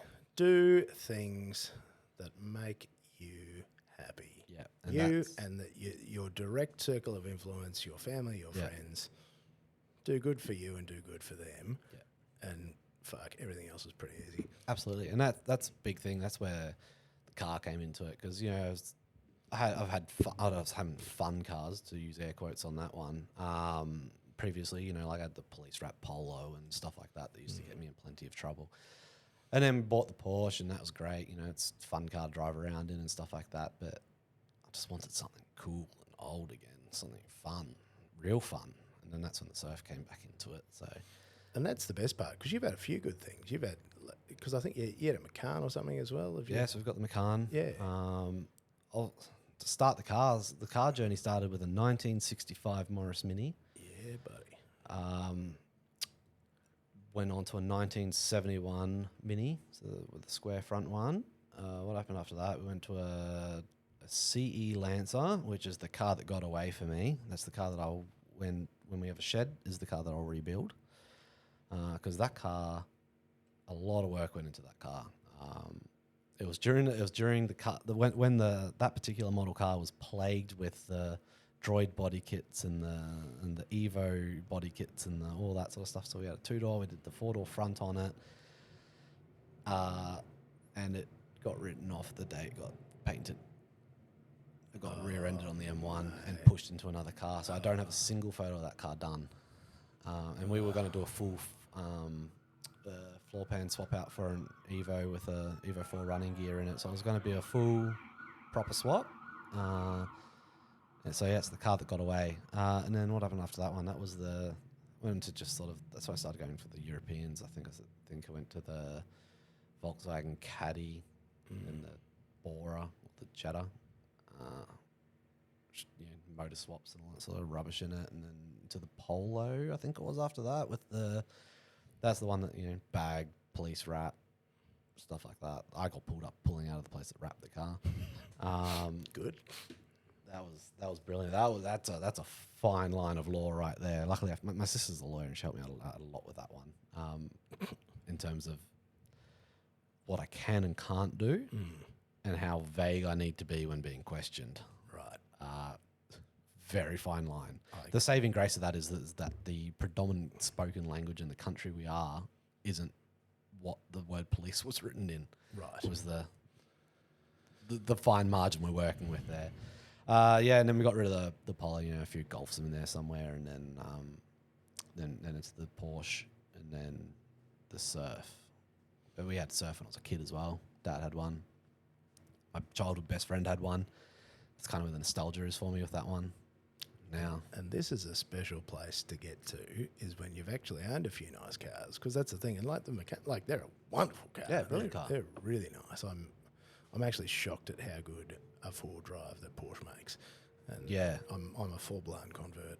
Yeah, to them. And it doesn't make sense. It's hard to describe to somebody. Like, you can drive a sports car through the mountains, and this 4-wheel drive will still outperform it, which is weird. And that's my exact same experience, is that a Cayenne through turns shouldn't do what it does. Absolutely. It just sits so seated. I am so blown away by Yeah. Like they don't roll, Yeah. they sit right. Like it is literally a sports car in a four-wheel drive. And providing a car like the Surf could hold the grip through a corner at that speed, you'd bloody roll the thing onto its roof anyway. Oh, absolutely. And this thing doesn't even feel like it budges. Yeah, and they haul and they're comfortable. Yeah. Like they have decimated the Incredible. Yeah, Yeah, if anyone's like, and they're just all round a great car. incredible car. I'm fully Worth every penny. Yeah, fully blown away by them. And there is a wonderful aftermarket modifying community emerging around them. So a lot of people are taking them off road. Yeah, because they go hard. You know, you've got like another Brisbane boy, Dan No, who had the off road.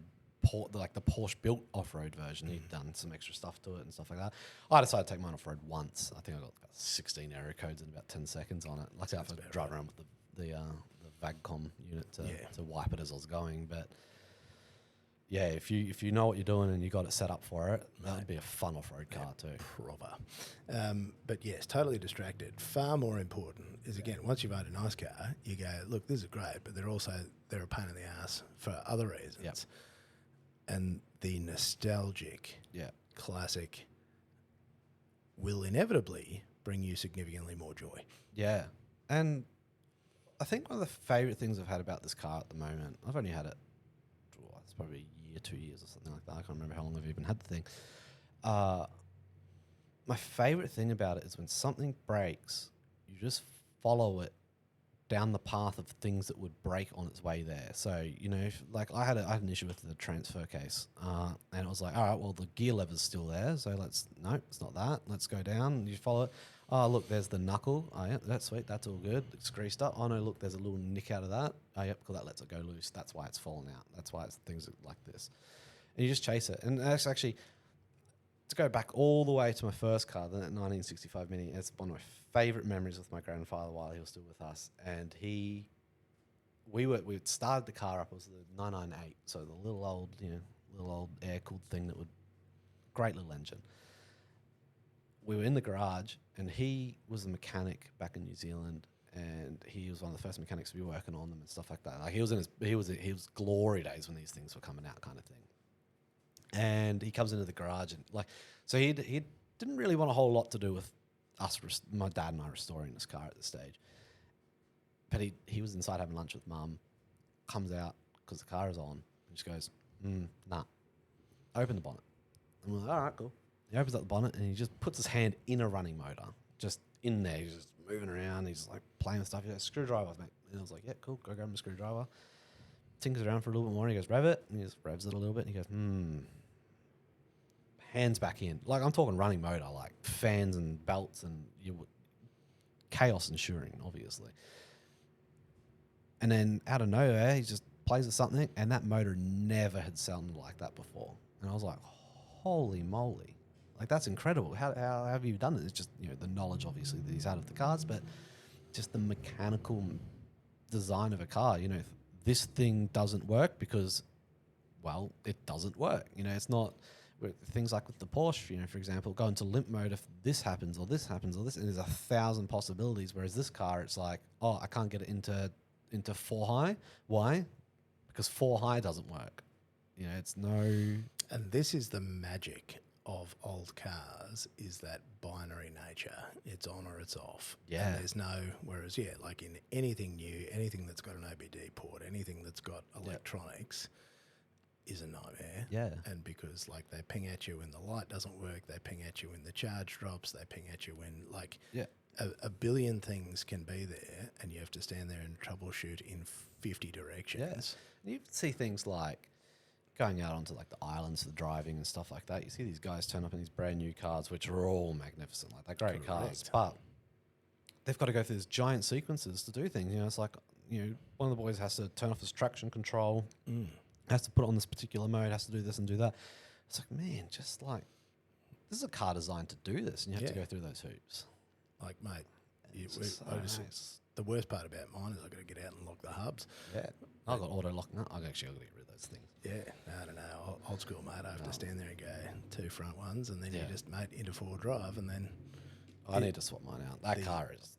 Simplicity. Got some time spent in it at the moment. Yeah, the simplicity. So you got yourself a Surf. How did you... Because I've had a look at it, because you drove that here today, and I couldn't help myself. That's a fairly special car. Yeah, so it's a 93 or a 94. I always get this one mixed up. SSRG Surf. So it's the Jap import one. We didn't get surfs in Australia. Got 4Runners. Full options. So it's got the Recaro interior, the mesh headrests. It's got the sunroof. It's got all the electrics. It's got it's got everything on it. And yeah, just been going through a restoration period with it. So it got a full strip down and respray, which we've already scratched up. But the point of the car is to be a 4-wheel drive. It's not there to be. I want it to look beautiful, but I want to use it. Not there to be a show queen. It's got a set of Enki Hurricanes on it, which that's its own story. But yeah, it's just like a long process that we're going through at the moment to restore it. Trying to do everything period correct. There's a couple of things that won't be period correct on it. Like it's going to be running a more than likely going to be running a Link ECU when the built motor goes into it. And I've got a Yaris GR steering wheel for it and stuff like that. So a couple of tiny creature comforts, but it's generally speaking all Toyota, all 90s, which was the best idea when I thought of it and the worst idea when I executed it, because finding period correct stuff is a nightmare. Period correct new old stock, that ain't a good time. That's chasing unicorns. Yeah, and fortunately enough, I haven't found. Well, actually, there's a few things I haven't been able to get, which I've had to draw up in CAD and 3D print, and there's like the fender clips and stuff like that don't actually exist. And went to every clip place in Australia, and they were like, I've never even seen anything like this thing. Okay, cool. Well, guess I did an engineering degree for something. Absolutely. It's to make the spare parts. And I swear to you that there is a business that exists in making the spare parts for new old things. Yeah. Because you come across that sort of stuff all the time. Yeah. Where the thing doesn't exist and you're like, why does the thing not exist? Yeah.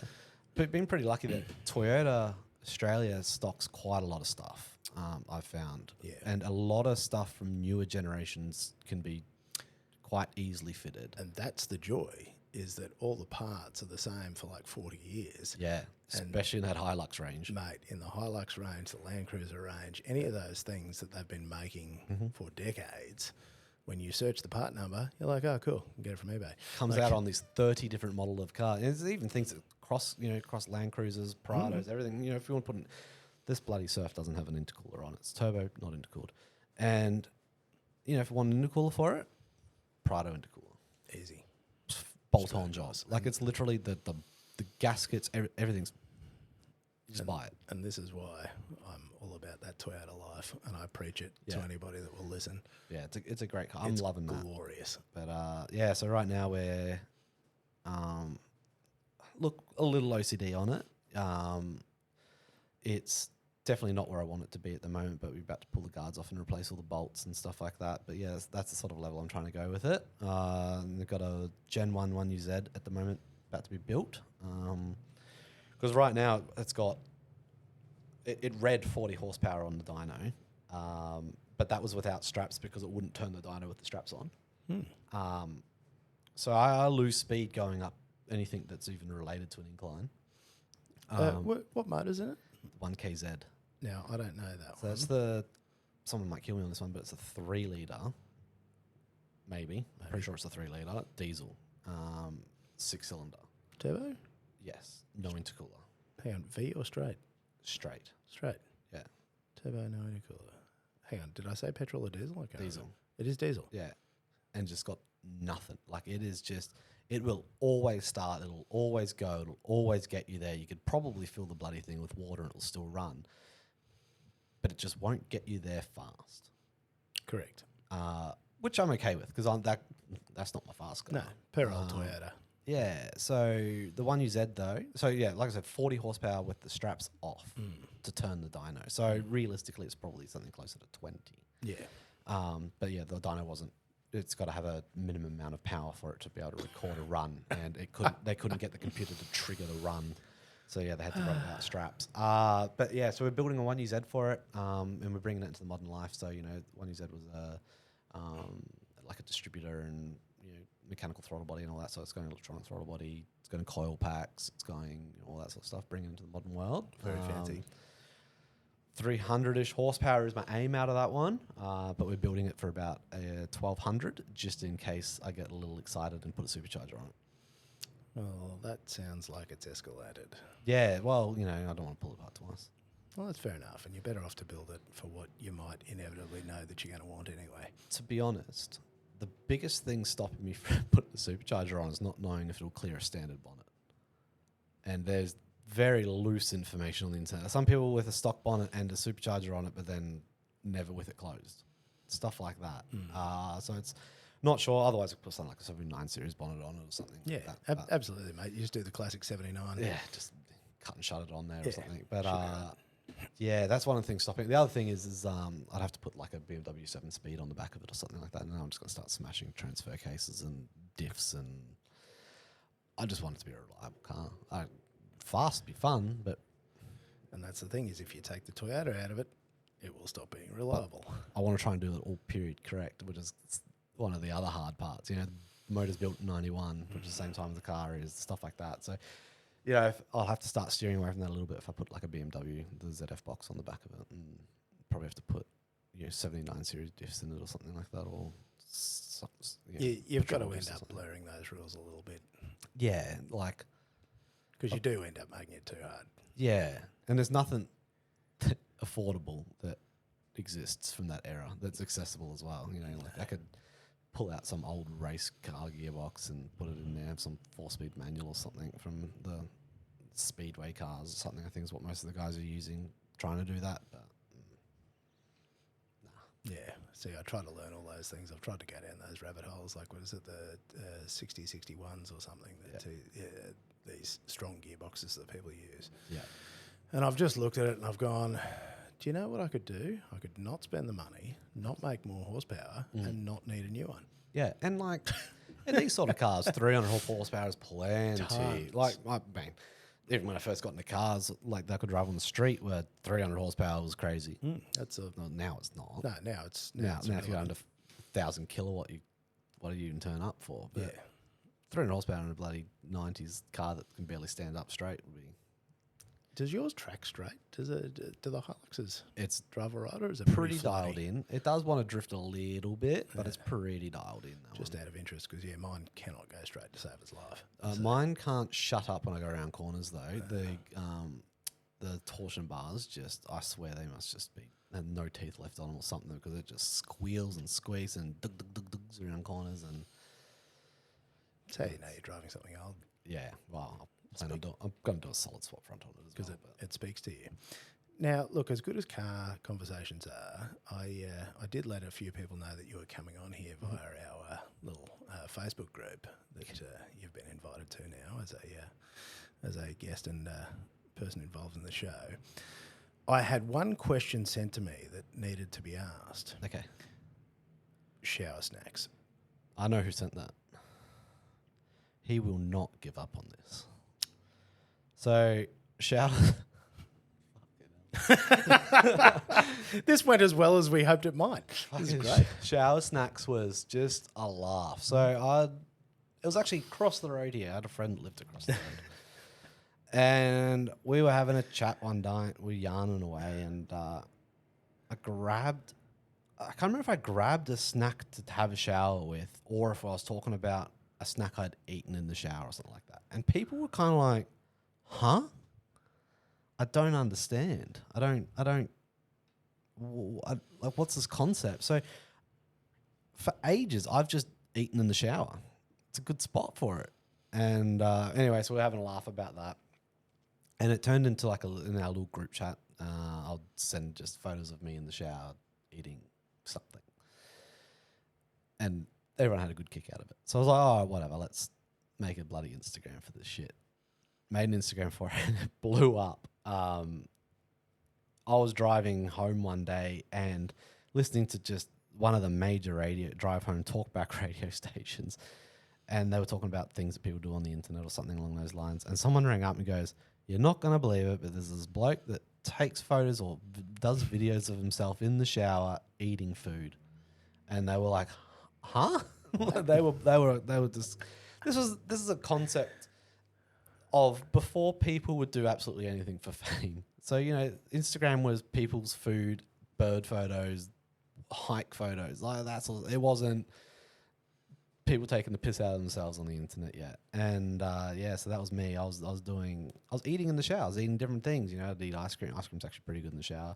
Some things suck. Don't eat like packets of chips suck in the shower because they get sticky in the bottom and you get water in the bag. But anything that can be plated, anything that's not based out of like a gelatin as well. Gelatin kind of sucks in the shower unless you eat it fast. But yeah, ice cream and drinks are the big ticket items. So it got onto Talkback Radio, and that blew it up a bit. I can't remember how many followers it ended up with, 10, 12, 13,000, something like that over 2-day period or something like 3-day period. And I just got the mates involved with it.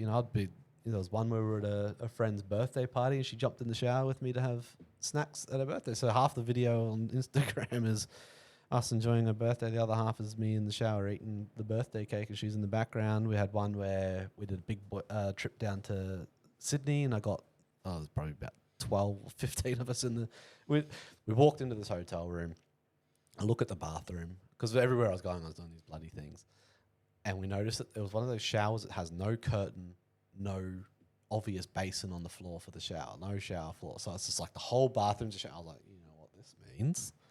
We're all going to bloody fit in this. So, this is shower dining room. Yeah, so that's what Shower Snacks was. Actually, it got wildly popular for a while there, to the point where I was being paid by companies to have their food in the shower. Wow. Yeah. I was getting paid, which was crazy. I had no concept of what that was going on there at that stage. You're an influencer. I was unaware. And then I just kind of stopped. I don't really know why. But then, obviously, Mr. Daniel Sharp is the one that messaged you this. He threw you right under the bus. He's been a strong motivator for the potential comeback of that. There is a registered an account on both Instagram and TikTok for it, but the Instagram is one where it's got a few videos there. It was just a bit of fun, and it kind of blew up, and yeah, but then because it blew up, it kind of became more work than me just eating shit in the shower. And so what you have to do is you have to turn down those glamorous, because mate, I got paid $300 to drink a glass of milk. I love milk. That's good living. Yeah, that's good living. I'll do that. Well, I'll sell my soul for a glass of milk. It sounds like it's coming back. Daniel Sharp, are we going to have a return? Look, never say never. That's definitely on the... I have thought, just to let you in on the thought process here, I have thought about to try and combine absolutely everything together. Just do them on the road with the surf. Go places, cool places in Australia, and do shower snacks. Because then you could have a travel shower that comes off the side of the car. Yeah. And see, all of a sudden, then you're like a side of the road cooking show. You're like one of those guys. Mate, this except actually, I'm naked. This has real potential. Well, look, at least there's hopefully like some blurring or something. Otherwise, you'll have to start your OnlyFans of...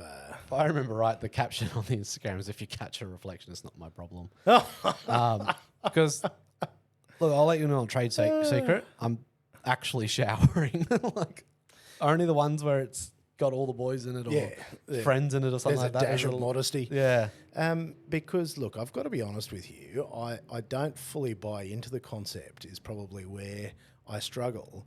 Is I am a guy that loves a shower chair. I'm still fighting that battle with my wife. She disagrees. I am big on the shower beer. Yeah. But them are two.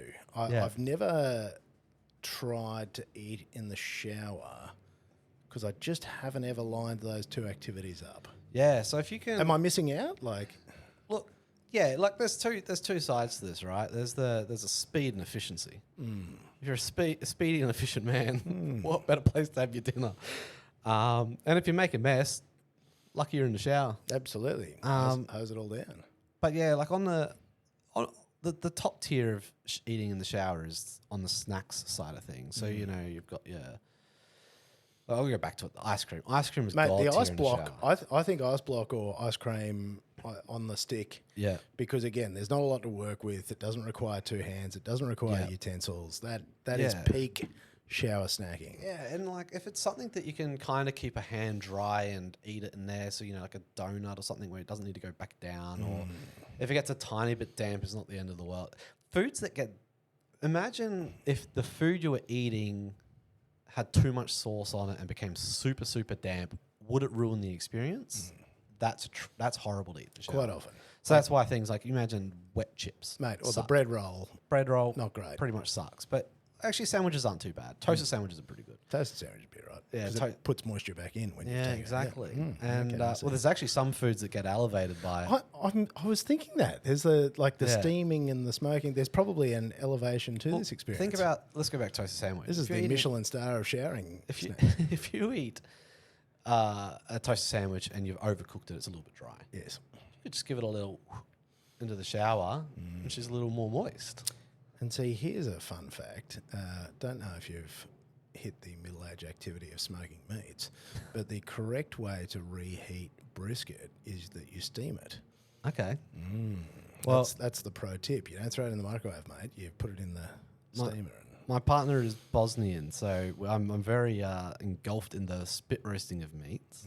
That is almost the entirety of the culture. No, it's not. That's a lie. It's a big part of the culture. It's a big part.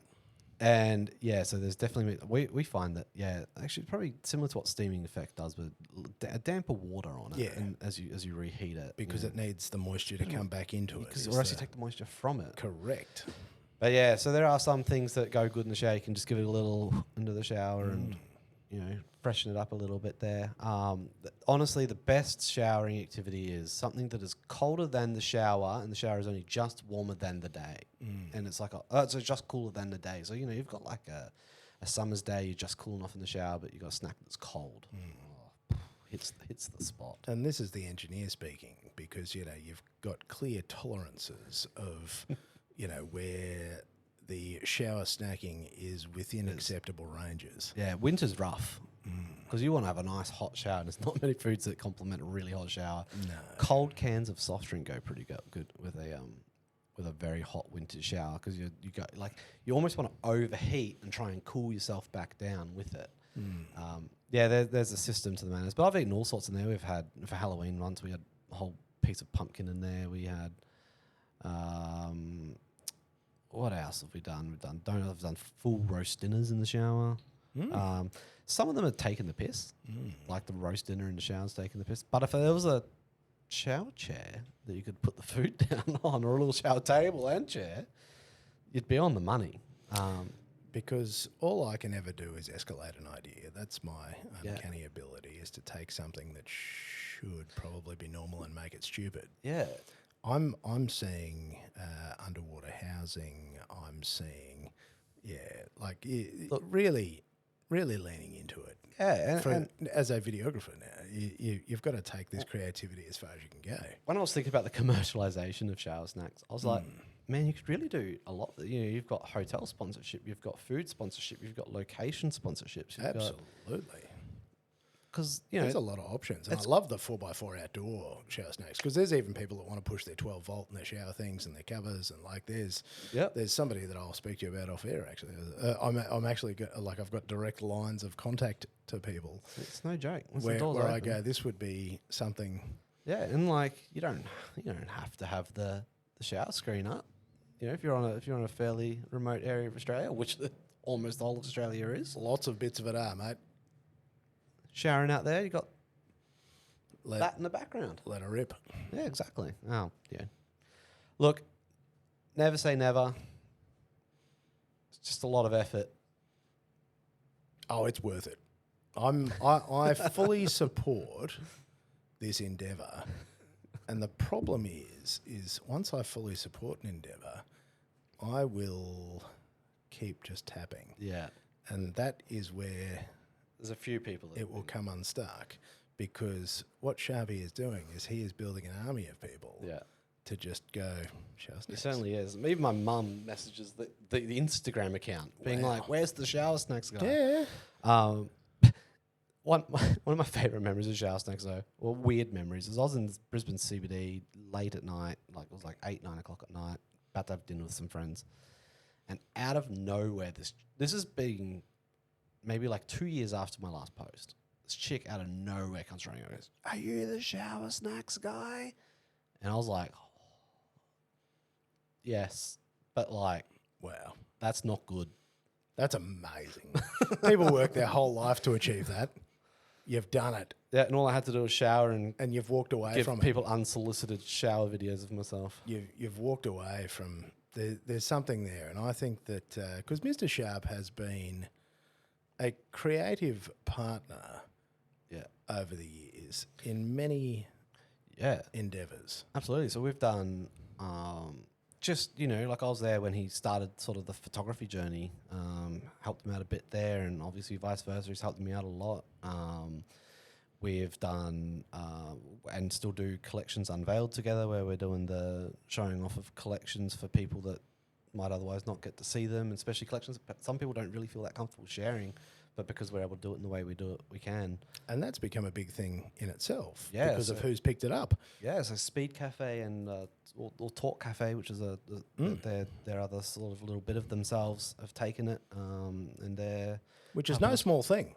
yeah, it's pretty cool. That's a huge endorsement. They're helping carry the torch there with us, and one of the great things with that is that we can obviously lean on their name in the industry as well. So when instead of just being two dudes that want to take videos of your car, it's Correct. hey, it's us, but we're supported by these guys, And that yeah, because the fellas who took over Speed Cafe, they're a very smart group of people. And I have watched the trajectory of that site and what they're doing there. And, mate, that's going to the moon. Yeah, so when we were in our initial chats, just over a pub dinner kind of thing, they talked to us about what they're doing and what they plan on doing and what their vision is for the brand and stuff like that. Because that's the reason that they've got us on board is because we're helping with a part of their vision and their new target and stuff like that. And yeah, like it sounds like they've obviously done great already. Oh, but what they want to do is going to completely transform that site. it'll be and everything monumental. like that. And I can see it unfolding is the thing that I'm loving is I'm looking at what they're doing and going, this is a playbook of how to be extraordinary. Yeah, absolutely. And it doesn't feel like it feels like they've got a really good group of people behind it as well that won't give up if it gets a bit tough as well. So that's really great. So yeah, they're supporting us with that. But we've also done stuff like Bull Rush together. We've done Bull Rush a lot together. And then just generally, like, Sharp is one of my best mates. We just do silly stuff together too. And tell me about Bull Rush, because Bull Rush is a really good one. I like that. Not something that I've ever attended or anything, or that I've ever had a suitable vehicle to attend. But for people that don't understand, do you want to just bring them up to speed? Well, to quickly touch on you not going, they do have agreements with rental supercar companies that will let you drive their cars through it. But anyway, it is... Mate, I already own my favourite supercar, and apparently Barra EL Falcon doesn't fit. Look, Anyone that disagrees that is not a supercar is wrong. the owner of Bull Rush is also one of my closest mates. I reckon I'll get over the line. Mate, and, with dodgy paint as well. Yeah. So, Look, it's the experience. I think if you put the wrap over it and you did all the cool graphics, Yeah. what you do is you'd strategically, I've thought about this, you'd strategically you use the wrap to cover any of the dodgy bits of paint. Yeah. Or just sell it harder. But yeah, so Bull Rush is... as from an outsider looking in, is a supercar rally. Generally, I think it's 4 days or 5 days, 4 nights, something like that. I should know that one. We've got one coming up in like 2 weeks. It's a supercar rally, and you literally start from one place, you drive to another, and you visit a bunch of destinations on the way, and there's a bunch of planned events. So, generally speaking, a day looks like you drive during the day. You have like a nice dinner and like a bit of an after party with everybody through the evening. And then on some of the days, we'll do like a track event. Like this year, for instance, we've got Bathurst, which not a lot of people realize actually how big of a thing that is. To be able to have Bathurst as a closed down circuit for a private event is actually crazy. I'm acutely aware of how complex that is. Like, because that's a public road that is Yes. the only road that serves a lot of places, like a Yes. lot of houses and stuff like that. So that you can't just shut that place down. But Marco, the guy that owns Bull Rush and is the absolute brain and workhorse behind it, has managed to do that this year. So we've got that, and then recently been doing things like shutting down airports. And it's not just shutting down an airport and racing down it. It's shutting down an airport. We're flying helicopters. We've got planes doing all sorts of stuff. One of the boys last year brought his private jet to it. Like, it's just Next level. yeah. But from the inside, from an insider's perspective, I would say that the driving and the event side of it is actually only a small part of it. It's the thing that brings everybody together in terms of like mutual hobbies and sort of, you know, successes in business and stuff like that. But it's friendships, great memories. And I would like the memories that I have that I would very happily have regardless of how I got them. And it's great that Boris has got this community behind it, that everybody is so tight-knit and stuff like that. You know, a lot of guys help each other out, and a lot of people have brokered great business deals from it, great friendships, stuff like that. So from the inside, you could argue it's a networking event, but it's just everyone finding good friends. And it's not just dudes either. You know, you've got the guys that are just full car guys and they're coming in full car guy mode. And then you've got the guys that bring their sons along or daughters along. We've got guys that bring their wives. We've got ladies bringing their husbands. There's girls that come along that they are car girl. They love it. They love it and breathe it. And then they're dragging their boyfriend along, and he's like, yeah, like it's fun. Yeah. But I don't get this. What is wrong with all of you? And it's her that's all into it. And, that's a great community to be a part of, where it's not just the dudes going as fast as they can or doing stuff like that. And, everyone... Another crazy thing is how well everyone behaves on the streets. Yeah. Like, you would think that if you had 50 supercars on the street, it would just be bloody chaos. But, no. Everyone's the good boy. I guess that's the tracks. Yeah. But everyone gets it. Yeah. Do you understand? We will definitely have our fun, but nothing silly. No. And it's great. Well, it's not worth it, mate. That's the whole thing. Oh, how quickly. Anybody who's into it knows that you don't be silly. Absolutely. There's And a it can time and a ruin an place. event like that so easily. It can, and that'll be the end. Yeah, unfortunately, it would be. But yeah, so I've done that every year now. Taken an array of cars on it, from a Dodge Journey that's light didn't turn off, and when we looked up why the light wouldn't turn off, the interior light, Sharpie and I realised that the first hit on Google was, my light would not turn off, then my car burnt to the ground. Which was quite a moment, but we did learn that there's actually 2 switches that turn on the interior lights in that car. There you go. And one of them is by your knee on the right-hand side of the driver. How convenient. Weird spot. But yeah, so we've taken that. We've taken, McLarens. We had a McLaren wrap like the police car that I had as a Polo. Nice. So a little homage there. The Bull Rush Motorsport M4. We've taken that. All sorts of crazy cars, and it's a bunch of fun. But as much fun as it is for us as well, all going on this crazy ride, man, we got to go through. I want to say it was Tamworth, or it was one of those sort of off the coast major cities in New South Wales, I believe it was. And I was driving the McLaren with the police wrap. We pull up at this town, but the journey in was during the bushfires. And it was just, it's obviously heartbreaking to see you go through that, and you see what all the struggles that the people have had to go through and going through there. But we pull up to this hotel, and it's probably a crowd of 300 people in a town of maybe 1,000 or a couple of thousand people. It was a small little town, and they were so happy to see us. And anyway, so we left the McLaren on, cars on idle, and we just had this line as long as you could see of all the people that wanted to come and take a photo with it, come and sit in it, and all that sort of stuff. And we were letting them, just jump in. It's just a car, man. If it's gonna put a smile on someone's face, it's a great car. There's actually an owner of a bunch of supercars up in Toowoomba who's got that mentality, and I love it. It's just, he's got cool stuff. He's got Senna. He's got all that sort of stuff. He drives it to the shops. And if somebody loves it, cool, he'll come over, chat with you about it. He'll let you sit in it. Like, I love that mentality. And we were sharing that across this community. And there's these kids, and I remember a couple of kids in a row sat in it, and they were like, "Can I rev it?" And it's like, "Yeah, man, go for it." Straight red line. Just pop, pop, pop, pop, pop, pop, pop, pop. And this one kid's like, "Yeah." And I held it for ages and ages and ages. I'm like, man, okay, let's tone this one down a little bit. Like, yeah, cool, man. Awesome. Let's let next kid jump in, kind of thing. Next kid jumps in, same thing. Next kid, same thing. Next kid, so I'm like, this poor car.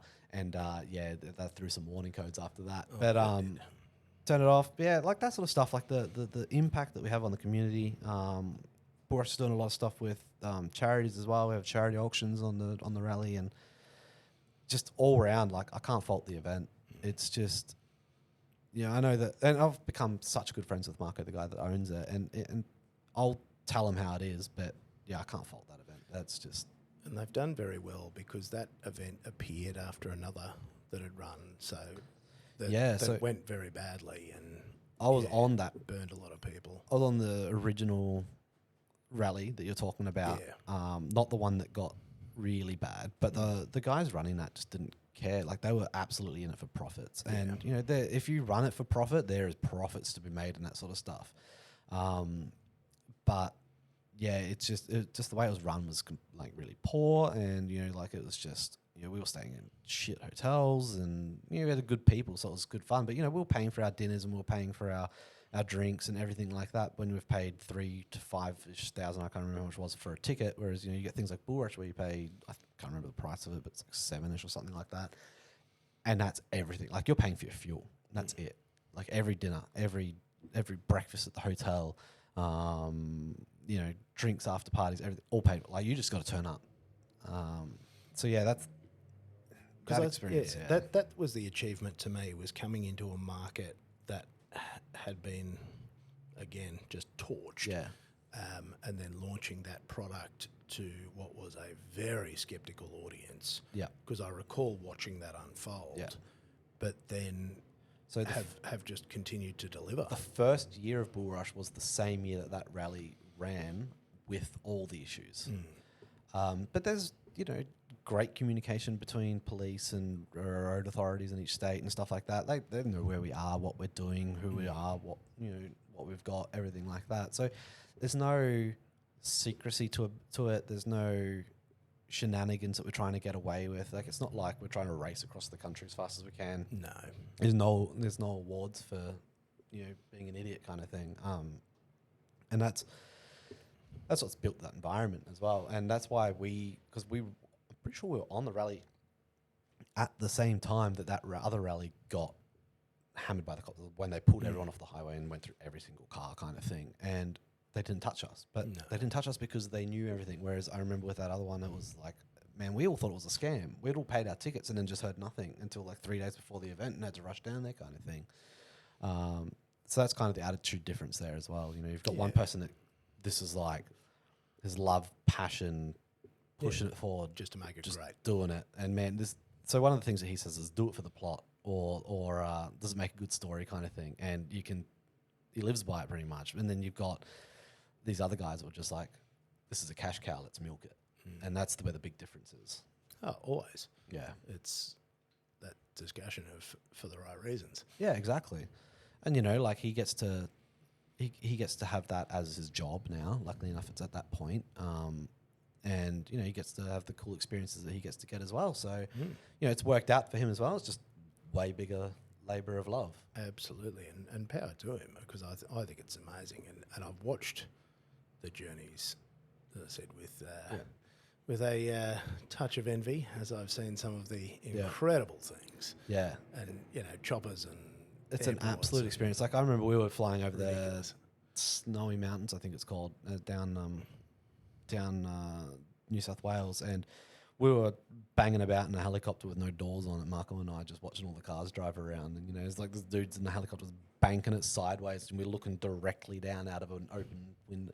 Stuff like that, like, it's just wild. But, it's obviously it can be a little bit cost prohibitive for some people, but when you if you've got the money for it, but like, it's so inclusive, you're going to not pay for anything. Like if you were to do a similar trip by yourself, you're paying more because he's able to, get group bookings and stuff like that. Down. Yeah. But if you were to do that same trip by yourself, by far more expensive. So that the other rally that we did, I think it was like $3,000 for the tickets, and then I think I spent about $5,000 through the week upgrading hotels and obviously stuff you don't have to do, but then food and drinks and petrol and everything like that. Whereas Bull Rush, it's paid for, Just done. Couldn't. But it's they do have agreements with like places that are able to give you rental cars and stuff like that. All sorts. There's always like 3 or 4 of the cars are rental cars. Some of the guys have them, and we're just like, I'll just take the rental though. And see, my problem is having driven the breadth and depth of things that I've had the opportunity to enjoy, is I love them for all their own special reasons. Yeah. But what I really love is practicality. Yeah. Oh man, I love the Mercedes SLS and stuff like that. But man, it feels like you're driving a canoe that's sinking at the back. And to this day, my favorite car is that Surf. Yep. Like actual dream car, which is crazy to think, at a sub 20K purchase price, that's the dream car. This is my problem, is like my entire collection of cars, and I'm somewhere near a fleet now, is cheaper than some crap, like, entry-level car, because all of them are like $10,000 or $15,000 cars. Yeah. They're all just cheap crap that I like. And they're cheaper to fix. They're just so good. Yeah. And they bring me untold joy that I don't get from nicer cars. Like, don't get me wrong, still things that I would enjoy and own. Yeah. But not the same. Absolutely. Like thrashing around the McLaren and stuff like that is so much fun. But man, I love that Surf. I still go back to it every time. Absolutely. And I'll maybe that'll sunset for me. Maybe one day I'll get over it as much, but I don't know how. I don't see it being anytime soon. And that's, I've had my 60 now for 4 years, I think, and I've put a significant number of Ks on it. There is no time that I get in that car, put the key in it, doesn't matter how long it's been, kicks over, like the joy. You put the windows down and you just chug off as slow as Do your windows go down at different speeds? Very different speeds. Yeah. And also, as a shower snacker, you'll understand the ambient temperature, water in the air. Yeah. So depending on the environmental conditions, the windows will move at different speeds as well. If we've had big rain, that back window on that Surf, smooth as butter. There you go. But if it's a dry day, it's chalk, like a chalkboard. It's, So graphite is the... I think the whole rear replacement's coming up. Project, there's just nothing... To me, there's nothing better. And all the things that I ever dreamt that I wanted, when I came to a point in my life where I could get something like that, and not silly, like the bottom end of special. Yeah. I realised I didn't really want it, and that's a very odd place. Yeah. Where you go, I could, but absolutely, it's actually not really me. Yeah. Whereas, big old Falcon from the 90s. That's just all me every day of the week. Like it's so easy to get caught up in expensive is good. Yes. And like, a lot of factors of life, that's true. But sometimes it's not. And if you find what it is, just go with it. And, you don't need to have the fastest. My car's got 40 horsepower and it's still barely turned the road. Like, and it's the funnest thing. And, it's got, the seat, it needs to be retrimmed, but it's... Doesn't matter. Don't care. It's just the car I love to drive. Like right now, it's an absolute bloody state because it's been come back from 2 trips. He tells lies. It looks like a show car. He points at minuscule things and goes, "Oh, it's terrible," and I'm like, "Turn it up." It's in a place, but it's just the craziness of trying to make it perfect, I guess. But it's, I guess, for me, one of the reasons to purchase the Surf was to actually find a way to take more time away from work, and it's done great at that. And one of the reasons I really lent on the Surf, besides obviously the nostalgia factor, is it's got the rear wind down window, and I want to be able to take the dog places. And Oscar loves it, and a big old 70-kilo meatball that he is. In the back. Yeah, in the back. He loves it. Tongue hanging out, just eyes half squinting, just loves it. And he doesn't get all the wind in his eyes. It's great. But yeah, that's one of the big factors of purchasing. It was just to try and get that balance in life, and it's been great. Mate, best ever. And quite seriously, that's my favourite thing, is I go places where phones don't work, there's no internet, and I stand there and I watch the sunset, I watch the sunrise, I just stare at the beauty of existence. Yep. And those moments, and I've got like, as I say those words, I've got like a bloody showreel of moments that I never would have experienced if I didn't have an old banger 4-wheel drive. Yeah. I never thought I'd be a 4-wheel drive guy as well. I've always been bagging cars and putting things on, like the Polo, half a key fob off the ground. Like when we sold that car, we were pulling cat's eyes out of underneath it because I'd picked them up and stuck them up against the firewall, like stuff like that. And now it's the opposite. I never thought I'd be that person, but I guess it's more of the opportunities that present itself because of the car than the car. Correct. Although the car symbolises all that for me. But it can actually take you places. Yeah. And this is the... As long as it's not an incline. This is the sell I've had to give to my wife was, you know, all these magical places we can go and explore. She still thinks it's a big bucket of shit. But it has taken us on the most extraordinary adventures. Absolutely. So does she come camping? Look, she fucking Day hates trips? camping. Look, making her sit in the car is not her favourite thing. Yeah. But we've really enjoyed when we've done bigger trips and Yeah. like down to Tassie and stuff that we did earlier this year. Like that was really good. Like I really want to family do the trips. Tassie trip. That's, mate, 11 out of 10. We just earlier this year did a Tassie trip, but not with the surf. We did it. We flew down because I had a wedding down there, and then we did the loop of it. But yeah, Nira's getting there with it. She's not. She's a 5-star resort Hilton kind of girl. There you go. She'd and get on well all with for it. my wife. Yep. But she's getting there. She's vibing with the ideas. She's coming out for a 3 or a 4 day camp trip after New Year's. Look out. We're going over North Straddie with Oscar because you can't take your dog to any bloody beaches in Australia or in Queensland. And so, but you can take him there. So we're going to be camping out up there. And yes, she's up for it. She loves the idea of it. She loves everything about it. But it's just camping's just, no matter how clean you make it, little bit dirty. It's the mess, and that's my wife's beef with it. Is it's the mess. Whereas I'm a pig. I can live in my own filth, and that's why I like camping.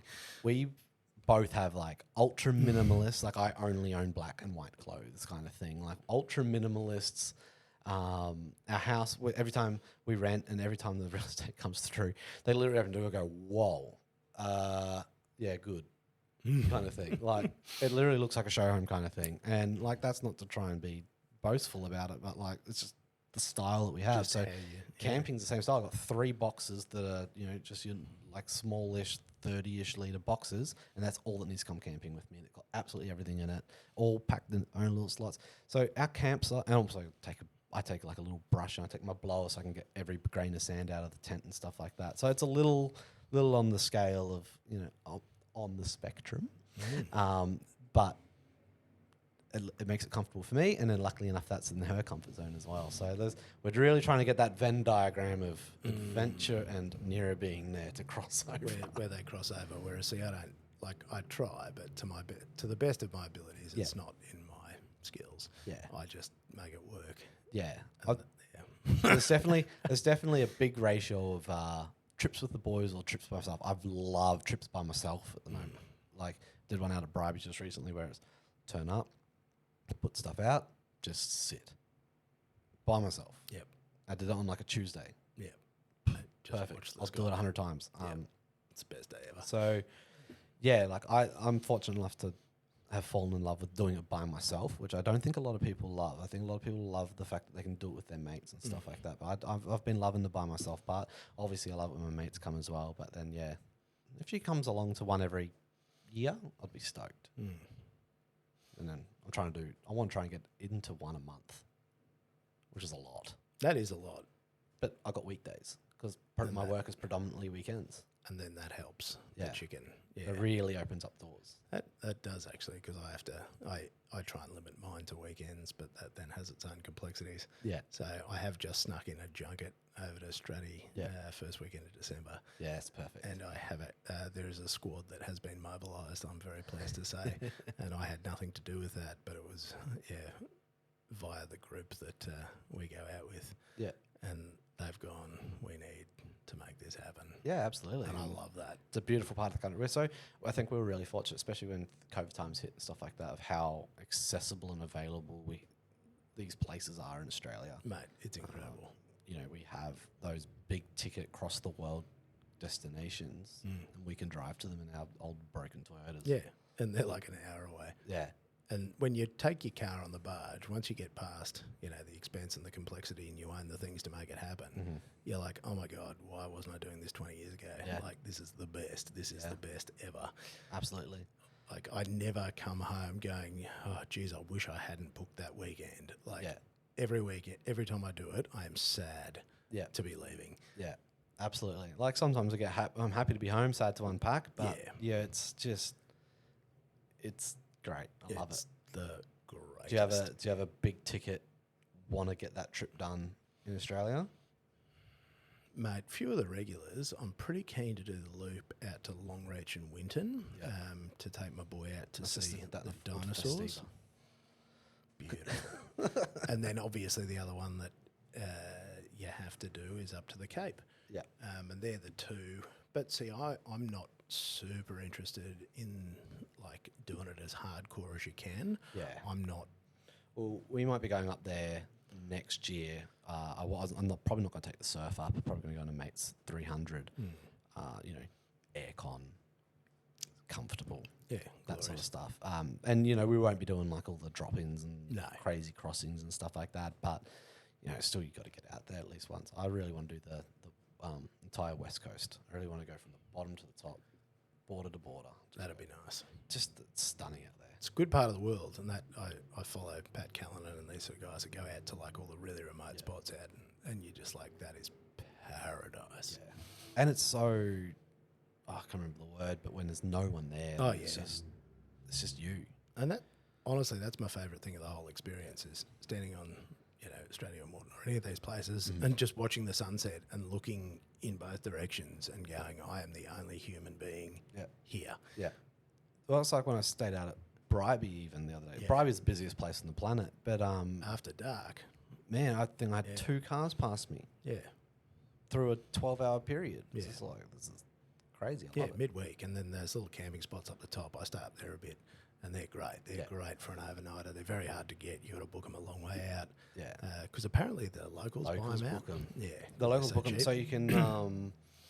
I have a piece on this. I think that it should be associated to a registration or an address or a name, and then if you book it and don't turn up, correct. If you're just you get like three strikes. Yeah, correct. And then but yeah, like if you can get out there, sometimes you can get midweek stuff. Luckily enough, it's one night stuff and stuff. Because like they're great, those little sites. And the kangaroos are there in the morning. Super close, and especially if you can get like sites like I think it's like Site 9 or something like that, where it's like you're just sitting on top of the dune with the water. Yes. You're not even tucked in trees really. No. You can tuck yourself in trees. Correct. But you're right there just staring at it. I'm like, this is the greatest place. I'll have to show you a photo after this, but it's it's literally just swag beach. I loved it. And then a little bit of surf because you've got to get them wheels in. Oh, you got to get the wheels in. You got to get the shot. But the swag camping as well, because I, like most of Australia, have found the King's Big Daddy. Oh, you got one of those swag. We got cheap and good. One of the boys turned up with one of those. Didn't realise that what a swag is in terms of it comes with a mattress. So he also bought a mattress, but like a big inflatable one, and this thing is just bulging at the side. Looks ridiculous, but he was waking up looking like he just slept in heaven every night. And that is why we go, and there's 20 of those because all the boys have one now, because the comfort is through the roof. They are terrible to travel with because they are enormous. I never understood them until I slept in one. Until you sleep in one and you have the best night's sleep of your whole life. And like we're at a point now where we've got like battery powered fans and blankets and nice pillows. And you would drive me insane. One of the boys is like, he's got his sheets and the fitted sheet and stuff in there, because it's just, again, as a group of people that are parents, they haven't slept well in years. So to get 8 hours, like 8 sequential hours no of break. sleep, mate. Yeah, I would love to and hate to go camping with you guys. To touch back on that minimalist, I am a very minimalist camper. We are not good at minimalist. We are excess cubed. But I can't carry it all because my car won't go up the bloody hill. The latest additions included commercial deep fryer. Let me assure you, mate, when there's Dagwood dogs going around at sunset and deep fried wings, that is a game changer. I would love some chicken tenders and chips out on site, but man, that's you've just got to keep escalating, because it's, again, how about I just go camping with you and your boys, creating the story, and just let you all. You know how the one person that has the coffee machine, or the one person has the deep, and everybody's. Thank God they got like 500 watt-hour of battery. And that's effectively what's happened. Is myself and one of my mates, Jimmy, have really just combined forces on stupidity. Yeah. And then he's bought an enormous generator, and then I've bought the kitchen equipment, and he's got the coffee You machine. guys are taking like an external generator out with you, are you? 2. 2 of them. So one that can run like dual 15 amp, and then another one that can run just normal. I've always wondered who that sign when you pull up that says no generators at a campsite is for. It's like, who the hell is bringing a bloody generator? Mate, I always have. You boys with your bloody deep fryers. Mate, I bought a little Honda generator, and that changed my game. It was mainly so that I could keep the batteries topped up. So, when you go camping, you got your solar stuff, and then it rains, and then all your batteries go flat, and nothing works. I went, well, fuck. And so, teeny tiny Honda generator. Change the whole. So I don't have that problem because I run a phone and a fridge, and that's it.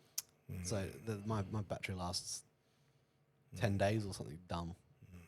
Yeah, that doesn't make sense. I don't know what you're talking about here. Even with just my fridge, I'll run the bloody thing down. I'll probably get 2 days out of it. Jesus. Yeah. Well, you gotta have a big fridge, because then you need a freezer and cakes, and so we also have. So my biggest restrictor is I have keg systems, so 12-volt keg systems. Blimey. My biggest restrictor has been fitting Oscar in the back with stuff. So it's not in there at the moment, but we're raising the floor drawer fridge. I have recently installed a drawer fridge. Which one did you go with? Quite pleased. The XTM from BC. Okay, is that one that bolts to the floor and then slips in, or do you have to bolt the whole unit in? It is bolted to, so it's got L brackets on the side. And then one of my mates, Gary, helped me whip up a box for it. Yep.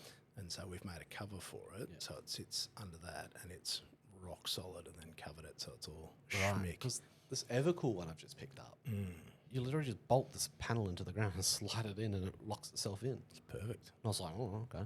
It's easy. I'll take that. Yeah, I rate the drawer fridge, but it doesn't have the holding capacity. Yeah, so fine for little trips. Mine's 40 litres, I think it is. Again, it doesn't have the holding capacity. So I'm taking dry foods, and the only thing that really goes in the fridge is things like water and Oscar's food and a couple of maybe meats. But otherwise, it's just dry. We camp differently, I think. Mate, you're out here with... Mate, we're chefing. Yeah, you're out here with half the supermarket. Oh, we do big slow cooks and like cast iron, and different fire pits and different. I built my own Brazilian grill, so because I was irritated. How big's your shed at home? That I couldn't, not big enough. This is why I need a warehouse, because all these things, like for me, that's actually part of the fun is being able to like cook. Like I love all the like literally anything, outdoor cooking, but then being able to do it with care and taking the time. And yeah. So you chasing a Michelin star out there, or look, you sort of are, because you're trying to we've taken commercial rotisserie and figured out how to power that with 12 volts. So like, one that you can run a whole pig on. Yeah. Like really just seeing how far you can take it. I've also got like a commercial hibachi. So if Near is listening to this, go camping with Scott because it sounds a lot more like you'll enjoy that experience. Yeah, our joke is it's 5-star camping with 1-star hygiene. She might not enjoy it so much. No, it's not great. Bunch of stinky blokes. That's it. But you can dip in the ocean. There you go. Living their best life, correct? Yeah. And then that solves all the problems. That a bit of Links Africa, and mate, all is well. That's this is completely sidetracked now. But at a wedding the other day, somebody when we walk in, we always ask, "Oh, can we grab?" Well, like the first thing we want to get is like a detailed shot. Details of rings and shoes and everything going on. We go, "Oh, you're wearing a cologne today?" He goes, "Yeah, I will be wearing one." Grab that for us, and he rips out his cologne bottle, and he's like, "But I'll probably be wearing this bad boy." Just rips out the Lynx Africa, and he genuinely wanted us to get a shot with the Lynx Africa, and I was like, "I'll do it for you, obviously, because it's your thing, but that's the scent of the day, huh?" And he's like, "Mate, it's a good scent." And I was like, well, "I can't argue with that. Great scent. It's wedding scent, Lynx Africa." Yep, dude. Look, it's worked for decades. Yeah. So That's the smell of a high school locker room right mate, there. that is, and that's it for me. That's the smell of 1995. Yeah. So I remember when there was like it was pumping at high school, and you turn up with a fresh can there on it, and she's like, "Yeah, here you go, distribute it." Yep. And what I like is that it's been generational. Yeah. It has continued to deliver. It's almost, those things that are a piss take but are good. Yes. And that's truly what it is. I think that's what you're going through with your Crocs. Absolutely. But Lynx Africa Crocs, put them in the same basket. Mate, I have a can of Lynx Africa in that bag here with me. It is the scent of success. The scent of success. It is, mate, to me, and this is the thing, this is the joy of defining success to yourself. Yeah. Is Crocs, Link Africa, and a Falcon. Mate, I've done it. I'm there. Do you think 16-year-old Scott was looking at those and those posters on the wall? I think 16-year-old Scott would be very, very proud. Yeah. I think he'd be very impressed and go, "What a fucking legend. This dude's got 20 cars. This guy has got it figured out, and they're all terrible." Honestly, mate, I don't think you can get any better than that. I think that's. I think it's just a big thing of being like, you're getting what you want. You're getting your comforts. Mate, content. Yeah, it's cool to have expensive shit, but it's cool to have cool shit. Yeah, and just stuff that matters to you. And I think that's the thing that I've actually really enjoyed is I've watched people finding their own path around things that are not conventional. That other people go, "That's very weird." And, you shared one with me beforehand, and I didn't realise this, that you were a professional gamer. Yeah. And again, that's one that is, that's a side quest all there. Yeah. But I've really enjoyed seeing people older than us going, "I never did this because it was never taken seriously, but I've decided to give this a crack." Yeah. Absolutely. I bloody love that. Like I plan on going back to uni and finishing off that engineering degree, even if it's in 20, 30, 40 years' time. Good. I love the math. I love the science. Why not? Why not? It's not like I'm going to come back in another life and have another go at it. Live in this one. So why not? All the things. And since I segued, you got to give us about being a professional gamer, because I'm not sure that a lot of people would know this. No, that's a little chestnut, that one. That's for a little while we were playing a game while it was growing called PUBG. I actually started playing it with Marco, the founder of Bull Rush. And just for out of nowhere, played it more and more and more, and it was just fun with the boys. And then after a little bit, one of the guys I was playing with asked if I could fill in on their team in like bottom tier gaming, not professional level. There was a competition coming up, and I filled in. I did all right, and then they asked me to fill in again. Blah blah blah. That story kind of happened for a while over, and eventually they kicked this other dude for being unreliable and asked me to be a part of their team. And I was like, "Yeah, sweet, no dramas. Like I'm enjoying it." And then we got better, and we got better and better, and then we made it into what's called like B tier, and that's like you're emerging, and then we made it into the top tier, and it's like, all right, we're actually decent at this now, so we got to take that pretty seriously. You know, there was 5 of us, the 4-player game, but you know, we're training 6, 7, 8 hours a day, and not like, I know it sounds like you're just playing video games for 8 hours a day, but it ain't that. It's not the glamorous side of gaming, unfortunately. But yeah, we played that. We did pretty well. We won a few competitions. Our team was pretty big. Almost got to Europe on it, which was pretty cool. And then, yeah, after a couple of big competitions, we kind of just all disbanded and started making our own way. Took different paths. I play different games now. Not trying to be good at them anymore, just trying to have fun with them. But yeah, it was a good time. You know, we got paid some pretty decent coin, a few $1,000s for a couple of games kind of thing. But yeah, it was a good time, and it was an experience I'm glad to have. But man, you know when you hear about kids that just want to be pro gamers or YouTube stars, man, wait till they open that door, because it ain't fun. Like, it's fun, but it's a lot of work. And talk to me about that. Like, how is it? Look, again, I don't understand. This is a world that is invisible to me. Yeah. So if you've got muscle memory is a huge thing in video games, right? So like you've got you've got 2 big things. You've got actions per minute, and you've got muscle memory.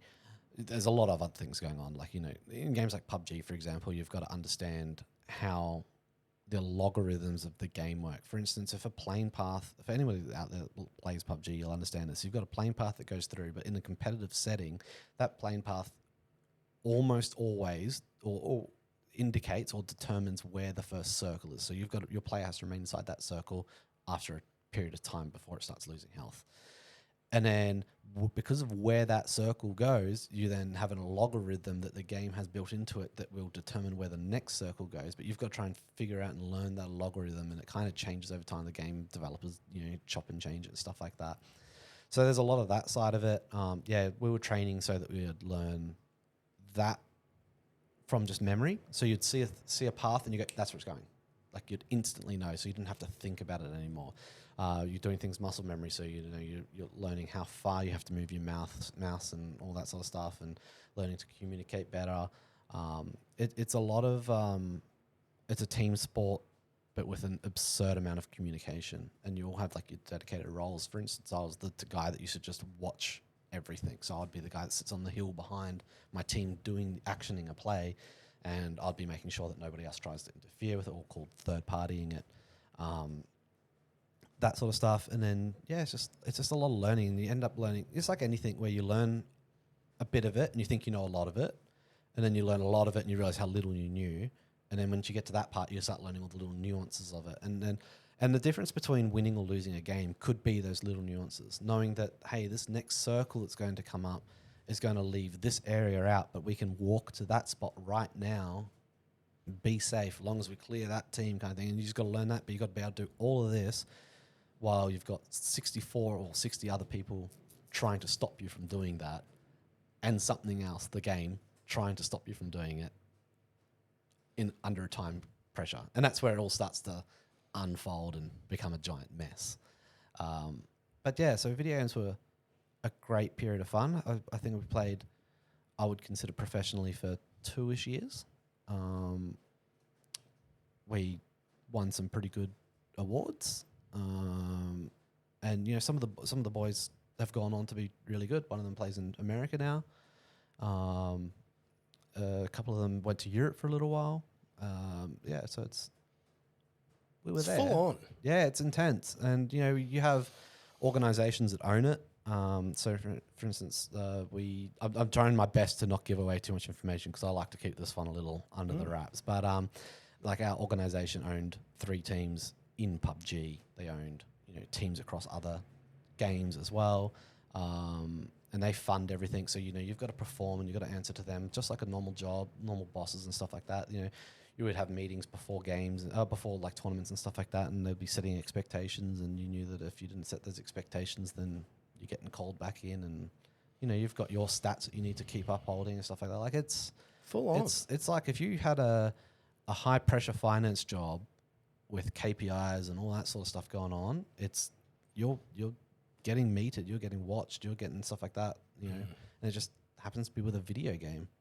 Once you reach that level, it's a lot more. It's actually a lot going on. Yeah, it doesn't sound very sexy, I must say. No. It's that once you peek behind the curtain The sexiest part of it is when you go back to playing with the boys and you decimate them. and you're like, they can't even keep, like they're trying to keep up the most Yeah. they can, and you're sitting there with, like in PUBG, for example, like 20, 30 kills. You've killed like half the server and they're just like tails between the legs trying to keep up What with you. just happened? And you're just like, Note to self, don't play against you. the best ones were when we would get like half or 3/4 of the team together and just like one of the boys would jump on for a casual game, and they just were just like, what the fuck is happening?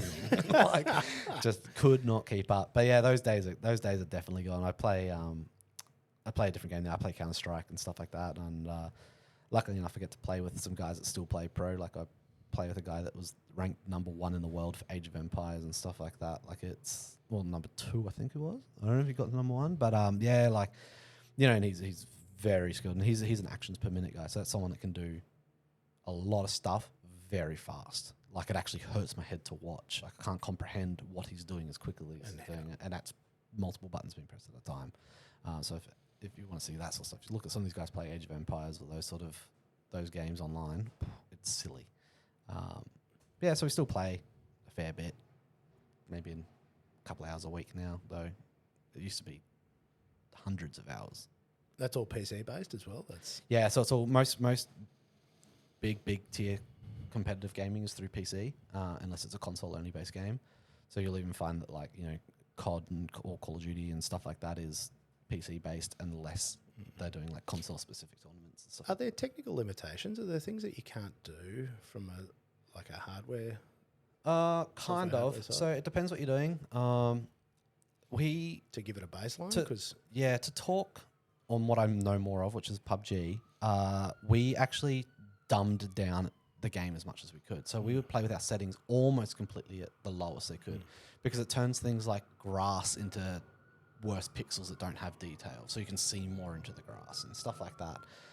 And also it shortens the distance that it renders. So if someone's 200 meters away from you, you can see them even if they're hiding in a tree, stuff like that.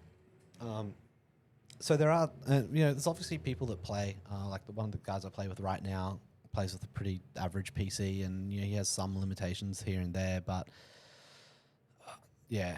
it's muchness. Like you kind of learn to play with your limitations, and there's some benefits to it. But when you go to competitions, so you go to LAN competitions, so everybody plays on a provided PC.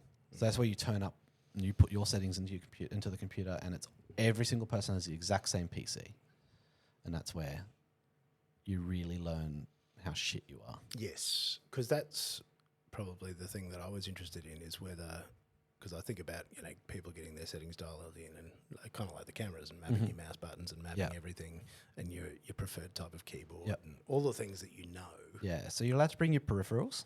So you're allowed to bring your own in-ear headphones, not allowed to bring your own overhead, because you've got to wear 2 headphones. So the top set, like the ones that we're using in this podcast at the moment, are white noise, just plays like a kind of noise. And then you've got your actual headphones on underneath, so that you can't hear the crowd and stuff like that.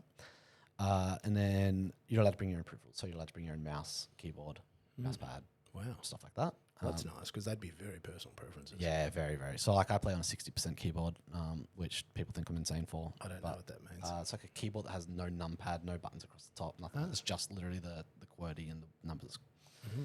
And yeah, like no page up, none of all that stuff. Like it's just, it's a bare bones keyboard. And then I play with a heavy mouse, whereas most people like super light mouses. I've actually got weights in my mouse to make it heavier, because of the way I hold it. It makes it more comfortable for me. So you get like these little preferences. Whereas if I go to a LAN and they've got a light mouse for me, I'll throw the thing across the bloody room, and it'll take me ages to get used to. But because everything's muscle memory based, you even got like I remember one time we were playing a competition, and I struggled because the humidity in the house was high. There's too much moisture in the air. So my mouse pad was stickier than usual, and like I struggled because like I was just missing all these shots constantly. Wow. So you really get like these, because it's so muscle memory based. I said, mate, this is what I love about every rabbit hole in life. You go down any path toward the extremity of any interest, and I am endlessly fascinated by the intricacy. Yeah, and there's a lot to it. And we were only on the very outer circle of it. We had teams that we were versing that have become proper world competitors. The teams that made it to the competitions and stuff, for example. And those guys have gone on huge. Like there's ones that are streaming now to 5,000-10,000 viewers a stream and stuff like that. Because that's one of the pathways that a lot of professional gamers take, is going into streaming, because that's actually a really good way to commercialize and monetize it. There's actually not great money in the competitive playing side of it. Like you can win some good money, but then like you need an organization to support you to get there, and then the organization takes almost all of it and they pay you for doing it, kind of thing. Like it's not the greatest way to make money. I definitely did it for the passion of it and enjoying it, but glad I did it. But if anybody there wants to be a professional gamer, it is a rough, long road of a lot of hours of playing games. You will hate the game you play regularly. Yeah, you want to smash screens and throw mice, and it does take all the fun out of it, doesn't it? Yeah, it does. And I guess there's a lot of things like that happen with me with photography. I just become obsessed with things, unfortunately. Happened with photography too much. Take it to its extremities, and this is what you're trying to not do with the videography. Video. So I limit it. I don't take it over a particular number of bookings. Yeah. I literally now I used to be able to book a client by just emailing. They'd email in. I'd book it. Cool. Awesome. Send me the deposit, and I'll send you some details and stuff like that, and we'll figure it out. And now it's, I have to meet you. Absolutely. We have to talk. You have to tell me about your wedding. Like I'm not doing it if it's not going to be the sort of wedding that I think that suits my style. Correct. You have to like my style. Literally, if a couple now tells me, hey, can you do this but more like this or something like that, and if it's a request that changes my style, it's like, I'm not the right guy for it. No. And I'll always direct them towards somebody else or something like that. But it's just, I just know that that's going to lead to disappointment from both parties. So it's just not worth it. And by doing that, it does that really well. I still shoot contract-based stuff with a few places, which I have a lot less say in. But it, same thing. I still get to push my style and stuff like that. So, which is very valuable. And honestly, these are lessons that I think you have learned earlier than most. Because I must say, I'm a decade your senior, and I'm only just figuring this shit out now. That like sometimes it's actually better to say no. Yeah. If it's not, or if you can feel that it's not going the way that you want. Yeah, and it kind of just always works out. Yeah. Like, I know that for some people they're in a tougher situation, where they might be living week to week or something like that, and they actually just got to need the money. You just need to do the job. Yep, eat it up. But if they can get themselves past that hurdle, and then they can get themselves into a point where they can just start working on the better sides of things, then saying no sometimes can be more beneficial. Like, I've had jobs where I ummed and ahed about doing it, and I said no in the end, and then it opened up a different door to bigger, cooler jobs, or bigger, better jobs that led to even bigger, better jobs again. Like, yeah, like it's just what it is sometimes. So saying no, especially as a self-employed creative, that's a tough job to say no. It is. Well, particularly when you genuinely need the money in, and yeah, and then sometimes you've got to say no when you need the money the most. Is even and the crazy thing that you learn is that's the most valuable time to say no. Yeah, is when you probably really, really, really need it, because they're the jobs that you accept that you shouldn't have accepted. Yeah, absolutely, and you learn that lesson in the hardest ways. Mentally difficult, like physically difficult sometimes. Yeah, it just wears you down to nothing, and you end up, and then you do the math on the end of it, and you realize you earned $5 an hour for that. Oh yeah, absolutely. You look at it and you go, or generally on those, I'd find I'd go backwards. Where it definitely done has somewhere it cost me money to do that job that I probably shouldn't have taken, that I didn't enjoy. Absolutely. And you're like, wow, I got this all wrong. Yeah. But see, man, I think that's what's lovely though, and through this conversation is I can sort of see how you've recognised these things in yourself, and you've spotted the patterns, and you've gone, well, hang on a second. Yeah, that's probably one of my biggest personal goals is to recognize what I'm doing. You know, it's really hard to recognize when you're doing the wrong thing, but I'll just work on that. You know, it's really hard to recognize when you're doing the right. Well, like it's easy to recognize when you're doing the right thing because you feel it, but like you know, it's like you got to recognize what made that happen and stuff like that. And that's just been the recent journey of just being better, not richer. Becoming self-aware. Yeah, and it's tough. It is very tough. Yeah, it's a terrible journey because you've got to face a lot of shit that you're not very pleased with. Yeah, absolutely. Yeah, absolutely. And you've got to look back at previous versions of yourself and go, what a fuckwit. Yeah. Was my direct personal experience. Yeah. Like my big thing right now is I want to learn to be more comfortable with what happens after everything. So what happens to me when I stop working, when I start looking at end of life kind of stuff, you know, like that sort of stuff. Because my sister passed away a couple of years ago now, but I just watched her struggle so much with that. And it's just like, I need to get better at that so that if that comes unexpectedly, I'm ready for it. People around me are going to be more comfortable with it. And that's another just recognizing, you know, things that you could be doing better with yourself. And that's just like without trying to sound too corny about it, this giant mental health journey that I'm trying to go with. And look, if you don't mind opening that door, I'm not fully aware of what happened with your sister here. So my sister got into the wrong crowd really young. She was older than me. She got into the wrong crowd really young, and just struggled through her life with alcohol and drug addiction and stuff like that. And then because of that, obviously there's health issues that come with that. So she had schizophrenia as well. So like she struggled on all fronts, I would say, but just an absolute gem of a human at the same time. Like she'll scream at you for the wildest thing. She'll be the maddest person at you for something so silly, but she'll still make sure that you've got food, make sure that you've got somewhere to sleep at night and stuff like that. Like, you know, that's the schizophrenia, right? Like it's just the crazy person, but the nicest person on the planet at the same time. And eventually just health caught up with her. Doctors said that she only had 6 months to live for 10, 15 years of her life. She just trucked through it, just got on with it. And then eventually, just the damage that was caused from alcohol and drugs at an early age, and you know, she tried to deal with that by self-medicating with alcohol through her adulthood as well. So struggled with that, and just watching that journey. You know, like I've recently had some of my own health issues where I've just cut alcohol, cut as much as I can, trying to cut sugar. For those mates that are listening and know how bad I am with that.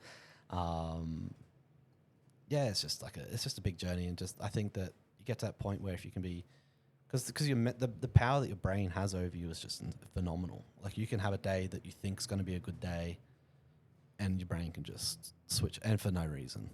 And you know, those out there that struggle with mental health will absolutely understand that it can just take you by the blindside. You take your feet from underneath you for the whole day or whole week or month. I just want to get to a point where I can understand that about myself better, what leads to it and stuff like that. So that's where just trying to better myself in that front all comes from. Yeah, so you've learned to notice the signs, and you've learned to notice. Yeah, and I know, like I've learned that I have an addictive personality that comes from, I've seen it in my work, I've seen it in my video games, I've seen it in personal life, everything. Like I'll start something and I'll go down that rabbit hole and I'll just become horribly addicted to it. So I just know that, hey, I might not get addicted to things like alcohol, but how about let's just avoid it? Yeah, I might have the odd drink now and again, but as a rule of thumb, just no. And, you know, like in Australian culture, that does take a few people by surprise. And it is what it is. You explain it. I found that saying, hey, I don't want to drink, most people will ask you, again, if you sure? But you say, hey, I can't drink, people understand that there's a reason for it. And that's just what I do. Sorry, not for me. Find myself on the waters, but... And it's very sensible, because the self-medicating via alcohol is something that I have done personally before I figured out what was wrong with me. because that was the only thing that actually ever provided any relief. Yeah. That was the only time I could throw my brain into neutral. Yeah, and that was very frustrating. And it's a horribly slippery slope, but unfortunately it does work for some people. And that's it's the not a biggest long-term frustration. solution. Not only is it not a long-term solution, the next day it's 10 times worse. Yeah. And unfortunately, it's using that sometimes stops you from finding, like, you're going to have to go through some rough times, but like might stop you from finding an actual solution that solves it all. Guaranteed. Or, you know, like I don't know many people that have gone down that route, stayed in that journey and found a solution. There is no solution there. Yeah. You just find it slippery slope. It is a pit of despair. Yeah. So, yeah, that's kind of my journey at the moment. Is love what you do with work, love who I am as a person, make sure it all comes together, and then it's made me. I would like to say a better person, better communicator with my partner. Like, I feel like I can control my emotions better in terms of like I can tell if I'm gonna have a bad day on the day, that sort of stuff. So it's working out all right so far. Mate, it's very valuable, and I didn't even figure out how far gone I was until I was in my late 30s and I was a father. Yeah. And that was when it all maxed out. Yeah. Because I just wasn't self-aware to any degree. And being self-aware is probably one of the tougher parts of it. Yeah. A lot of people get caught up in it and think the world hates them kind of thing. And it may feel like that. And because your brain thinks that, because you think that, like, it's just the way it is, it's just, you believe it and you get stuck. Well, I'd never had the conversation out loud with people where I'd said, hey, what do you think about X, Y, Z? Or what do you say to yourself? Yeah. Or, I'd never actually said those things out loud, and I'd never discussed it with another human being. Yeah. And then when you start talking to people, you go, Before you talk to people, you feel like no one wants to talk about it, but then you find people that are happy to talk about it, and it's the best. Yeah, I've got all my close mates I can call up and talk about anything. You know, it's like even just the other day we're driving back from Bribey, Sharpie and I just had a thing, and I was just like, I've been struggling recently because my grandmother's dementia has gotten to the point where she's gone pretty much. Like she's just in her own little abyss. You know, we're just driving. I'm like, hey man, you ever dealt with this before? And he's like, nah. It's like, okay, cool. Like, but like, just be able to openly have conversations like that with friends and stuff like that. You jump that hurdle once and you find out how easy it is to start those conversations. So easy. Because like I remember the first time I struggled with mental health, I couldn't talk to anyone about it, and the whole like just speak up kind of thing. Yeah. That's like I love the message, but God, that's tough. It's impossible. But once you've talked once, and you find those people that are willing to support you in it, it's so easy. And that's the magical part. Is I created a facade of a bloke that had it all together, and that was the furthest from the truth. And I was terrified that once I lowered that facade and said I'm actually a walking shit show, that was the end for me. Like there was no coming back. Yeah. You'd never be taken seriously again. Whereas I have now embraced the fact that I am a walking shit show. And I've seen the Crocs. And that's okay. Yeah. But that's the thing. Like, I'm okay with all of that. Absolutely. And that was a horrible, horrible experience. Yeah. To basically just put myself out and to be vulnerable and say, I acknowledge if I can't be the person that you think I can be. Yep. But when people turn around and go, no, mate, like we're just happy with you. Yeah. Like, and people don't want more or less or expect. All those expectations only live in your own mind. And how good does it feel when you start going up on the other side of it? Like you're past the self-medication side, you've passed all the absolute gutters, and then you start going up to the other side, and you're like you can see how freely you can go up and how much further up you can go. And it's a very strange journey, and mine's only gotten better in more recent times because I continued to chase a diagnosis because I was diagnosed depression and anxiety, and what I couldn't understand was why I wasn't getting better. Yeah. So 6 years of therapy, 6 years of meds, 6 years of like trying. Yeah. And I don't get better. Yeah. Slightly better coping strategies, but still every few days I'll just fall off the planet. Yeah. Like yesterday I couldn't talk to people, and Like, it's why I struggle to answer phone calls. I can't physically muster, and this is extraordinary for a bloke who runs a podcast and can talk under wet cement. You'd never believe that routinely I can't talk, I can't communicate because I don't have the brain function to do it, and it actually requires an enormous amount of myself to and people engage. Yeah, absolutely. And I think a lot of people will be able to understand that, that have gone through it. And people that are going through it, like, it's sure something could have happened in your life, but a lot of the time it's just the chemicals inside of you that react, and it's not your fault for that happening. It's nothing. Like, it's just happening. And that's actually been very comforting, is discovering that there's not something wrong. Yeah. That's just how I'm programmed. Yeah, it's nothing wrong with you as the person. No. It's just some little funny thing happening on over there kind of thing. There's something going on. It's a tough thing to understand, though. Mate, it's terrible. And this is the problem, is it is a journey, and this is the hard part. And my really hard part was if I hadn't have kept pushing, because I'm medicated for the anxiety and depression. But it turns out that they were a symptom and not the cause. Yep. And it was because there was an ADHD diagnosis, which I was like, because I'm like, there's something else here. Yeah.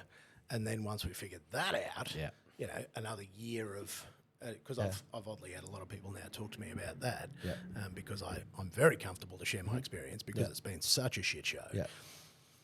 But then how long and shit the process is to get a diagnosis, get in with a psych, then get an appointment, then some people are so lucky and it happens super fast for them. Others it takes years. Yeah, mine took just begging and months and just relentlessly, because all you want is to feel a bit better. Yeah, I remember the first time going to a GP about just not feeling right. Like, just I don't, I was just like I was healthy and fit at the time, and was just like, but I just don't feel good. Like, it's just something's wrong. Something else is wrong, and it doesn't feel like a physical thing. It just feels like something's wrong, and they go, "Oh, don't worry about it." Yeah, and it's just like, "Oh, okay, cool. I don't have to worry about it." And then like it comes back again, and you're like, oh, "I think I need to worry about this a little bit." And then you hit someone else up, and they're just like, it was quite dismissive for a while. But I'm loving at the moment how, especially sort of our current generations are, especially with men, opening up so much easier. Like, you can just have this conversation, for example. And you don't need to be blind. It doesn't have to be 2 a.m. after 17 rums. Yeah, that no one's going to remember later. Absolutely. Anyway. It's just, you can go, "Hey, I'm not feeling good." Yeah. And, another guy can sit down and go, "That's cool, man. Like, it's fine." Yeah. Tell me about it. What's going on? Yeah. Is there something triggering it? Is it just happening? Is it what's going on? You can have that chat. Just, when things aren't going great, even if it's not as severe as, depression or anxiety and stuff like that, you're just having a shit day. Yeah. Dudes can talk about it. And that was for so long was just this mythical want. Absolutely. And now it was just to be able to converse, because, have a spoonful of concrete and harden up. Exactly. Was, the diet that I was fed. Yeah. And that was very, very much societal diet. Like, I'm 32 and I heard that when I was going through it. That was just what you did. You just fucking push that shit down, man up, etc. Be a man. Be a man. And you go, there's a reason men kill themselves at the rate that they do. Yeah, be a fucking And it's because nobody told us that if you talk about shit out loud, it really helps. Yeah. And even if the person listening is just going, to just say it out just loud. say it, because that's that, like we were saying before, that barrier you got to get over, talking out loud. Like, I had a big barrier that I had to go through with that with my partner, and it's just like, afterwards it made it so much more comfortable to talk about tough subjects. Correct. Well, it's easy, and with the person that you live with, and that's one of the great challenges we have in our household, is I'm obviously a fucking walking shit show, and she's got it a bit more together. And so, the process of living with me is quite the experience. Yeah. It's the whole experience. It is the whole experience, and that's the thing. But the problem is it comes with the good and the bad in equal doses that the rest of the world doesn't get to see. They don't see you in the fetal position when you can't get yourself up. And sometimes it's tougher being that vulnerable to the person that has to see you all the time as well. Absolutely. Because she's already acutely aware of all my shit. But it's I just think I think it is so important that people understand that anyone that judges you on that, they can get fucked. Yeah, Like, and they if can someone's fuck willing to right judge you off. on that, they've got some pretty big things they need to work through too. Absolutely, because what you will discover is that a lot of people care, and you won't realise that, but they're there if you Yeah, absolutely. all around you. Yeah, and if you've got, if you've got good mates and you don't feel like you can talk to them, you'll find a mate that you feel like you can talk to, and then eventually you'll be able to get to the point where you feel like you can talk to your best of mates about it. Like sometimes, I know that when I was first starting around with this stuff, that I felt like I couldn't talk to my best mates about it because I was like, oh shit, this is big judgment down kind of thing. So I was talking to some of my mates that were like emerging in like friendships and stuff like that, where, where they hadn't fully got to know me yet, so I could talk to them a bit about it.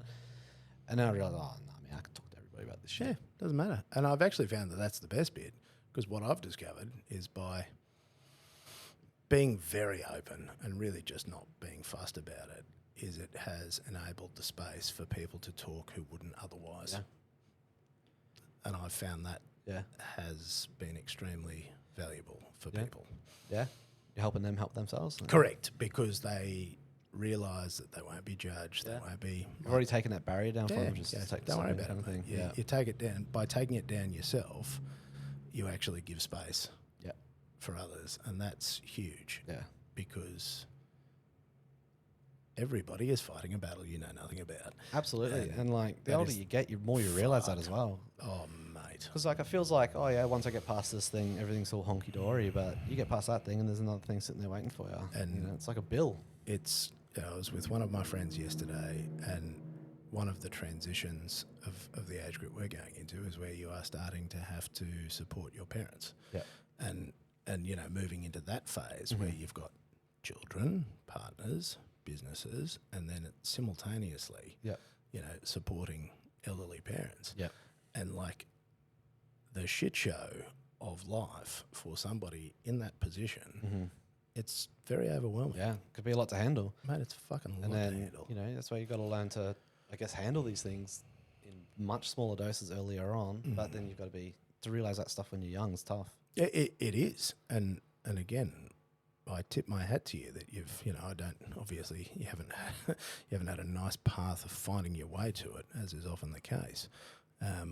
But to put the effort into it, because, and this is something that, again, I probably haven't said this loud enough.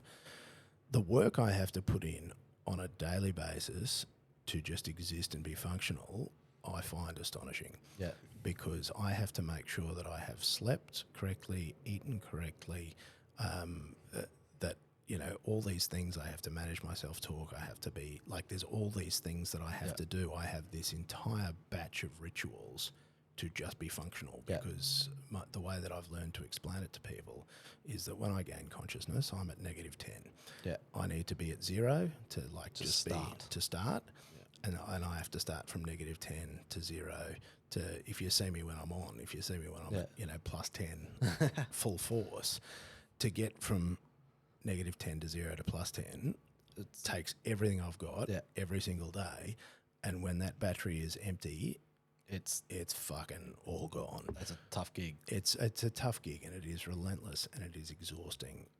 And I find it very hard, and that's even well-medicated therapy, all the things.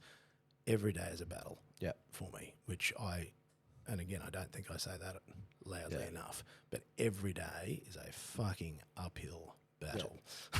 And that's where I'm so glad that like that shift is happening, because now we've got way more resources. Like it's so much, mate. It is. You got the resources both just like in your close groups. You got resources both with the, like the healthcare systems and stuff like that. Like it's getting, thank God it's changing, mate. It's getting there, and that's the thing is, and I can't believe people who aren't sure about medication and those sorts of things, like going on to Vyvanse and Dex and those sorts of things, like that shit changed my life. Yeah. Like that's like flicking a switch for me because I go from absolute catastrophe to surprisingly organised. Yeah. And that's really weird. Is this organised, Scott?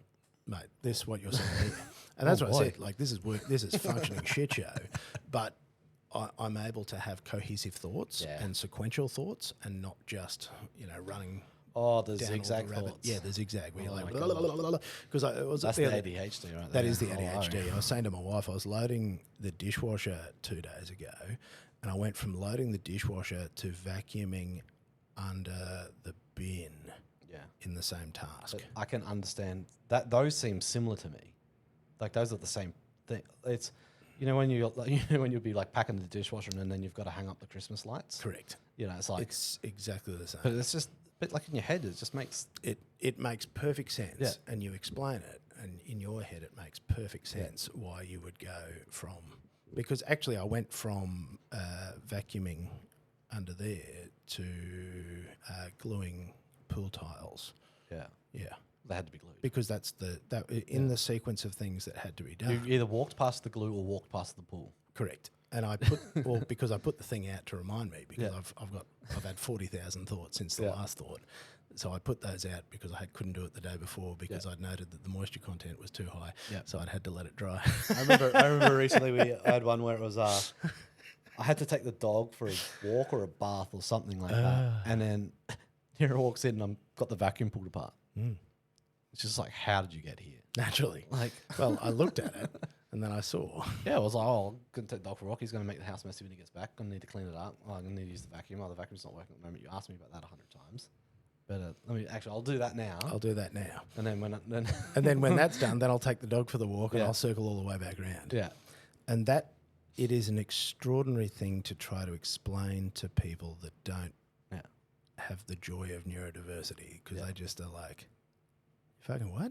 Yeah, and you have zero control over it. So it's like you can't just go, no. No, you can't do it. It's just already happening. It's already there. You're already there. And you physically have to do it is the thing I can't. And sometimes it happens so fast and you forget literally the process that got you there so quickly that you just have to do what you're doing because you don't even remember what the other thing was anyway. No, so you might as well absolutely. just keep doing the thing you're doing. So you follow through on that and you complete a singular task and you feel immense joy on the fact that you actually did do one thing. Yay, dopamine. Yay, dopamine.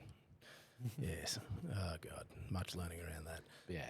But it's because there's a lot of people figuring it out in middle age as it becomes discussed more broadly, and they realise that it's not just that they're a bit strange. And my favourite is if you had a teacher say to you, you're very talented, but you just can't apply yourself. You have described my grade as 1 to 12 reports. There is a high likelihood, and causation, correlation, etc. But there is a high likelihood that you probably fit in that box. And then if you are like madly into a few hobbies and like madly... nervously laughs on hobbies. Yeah, nervously laughs on extreme hobbies.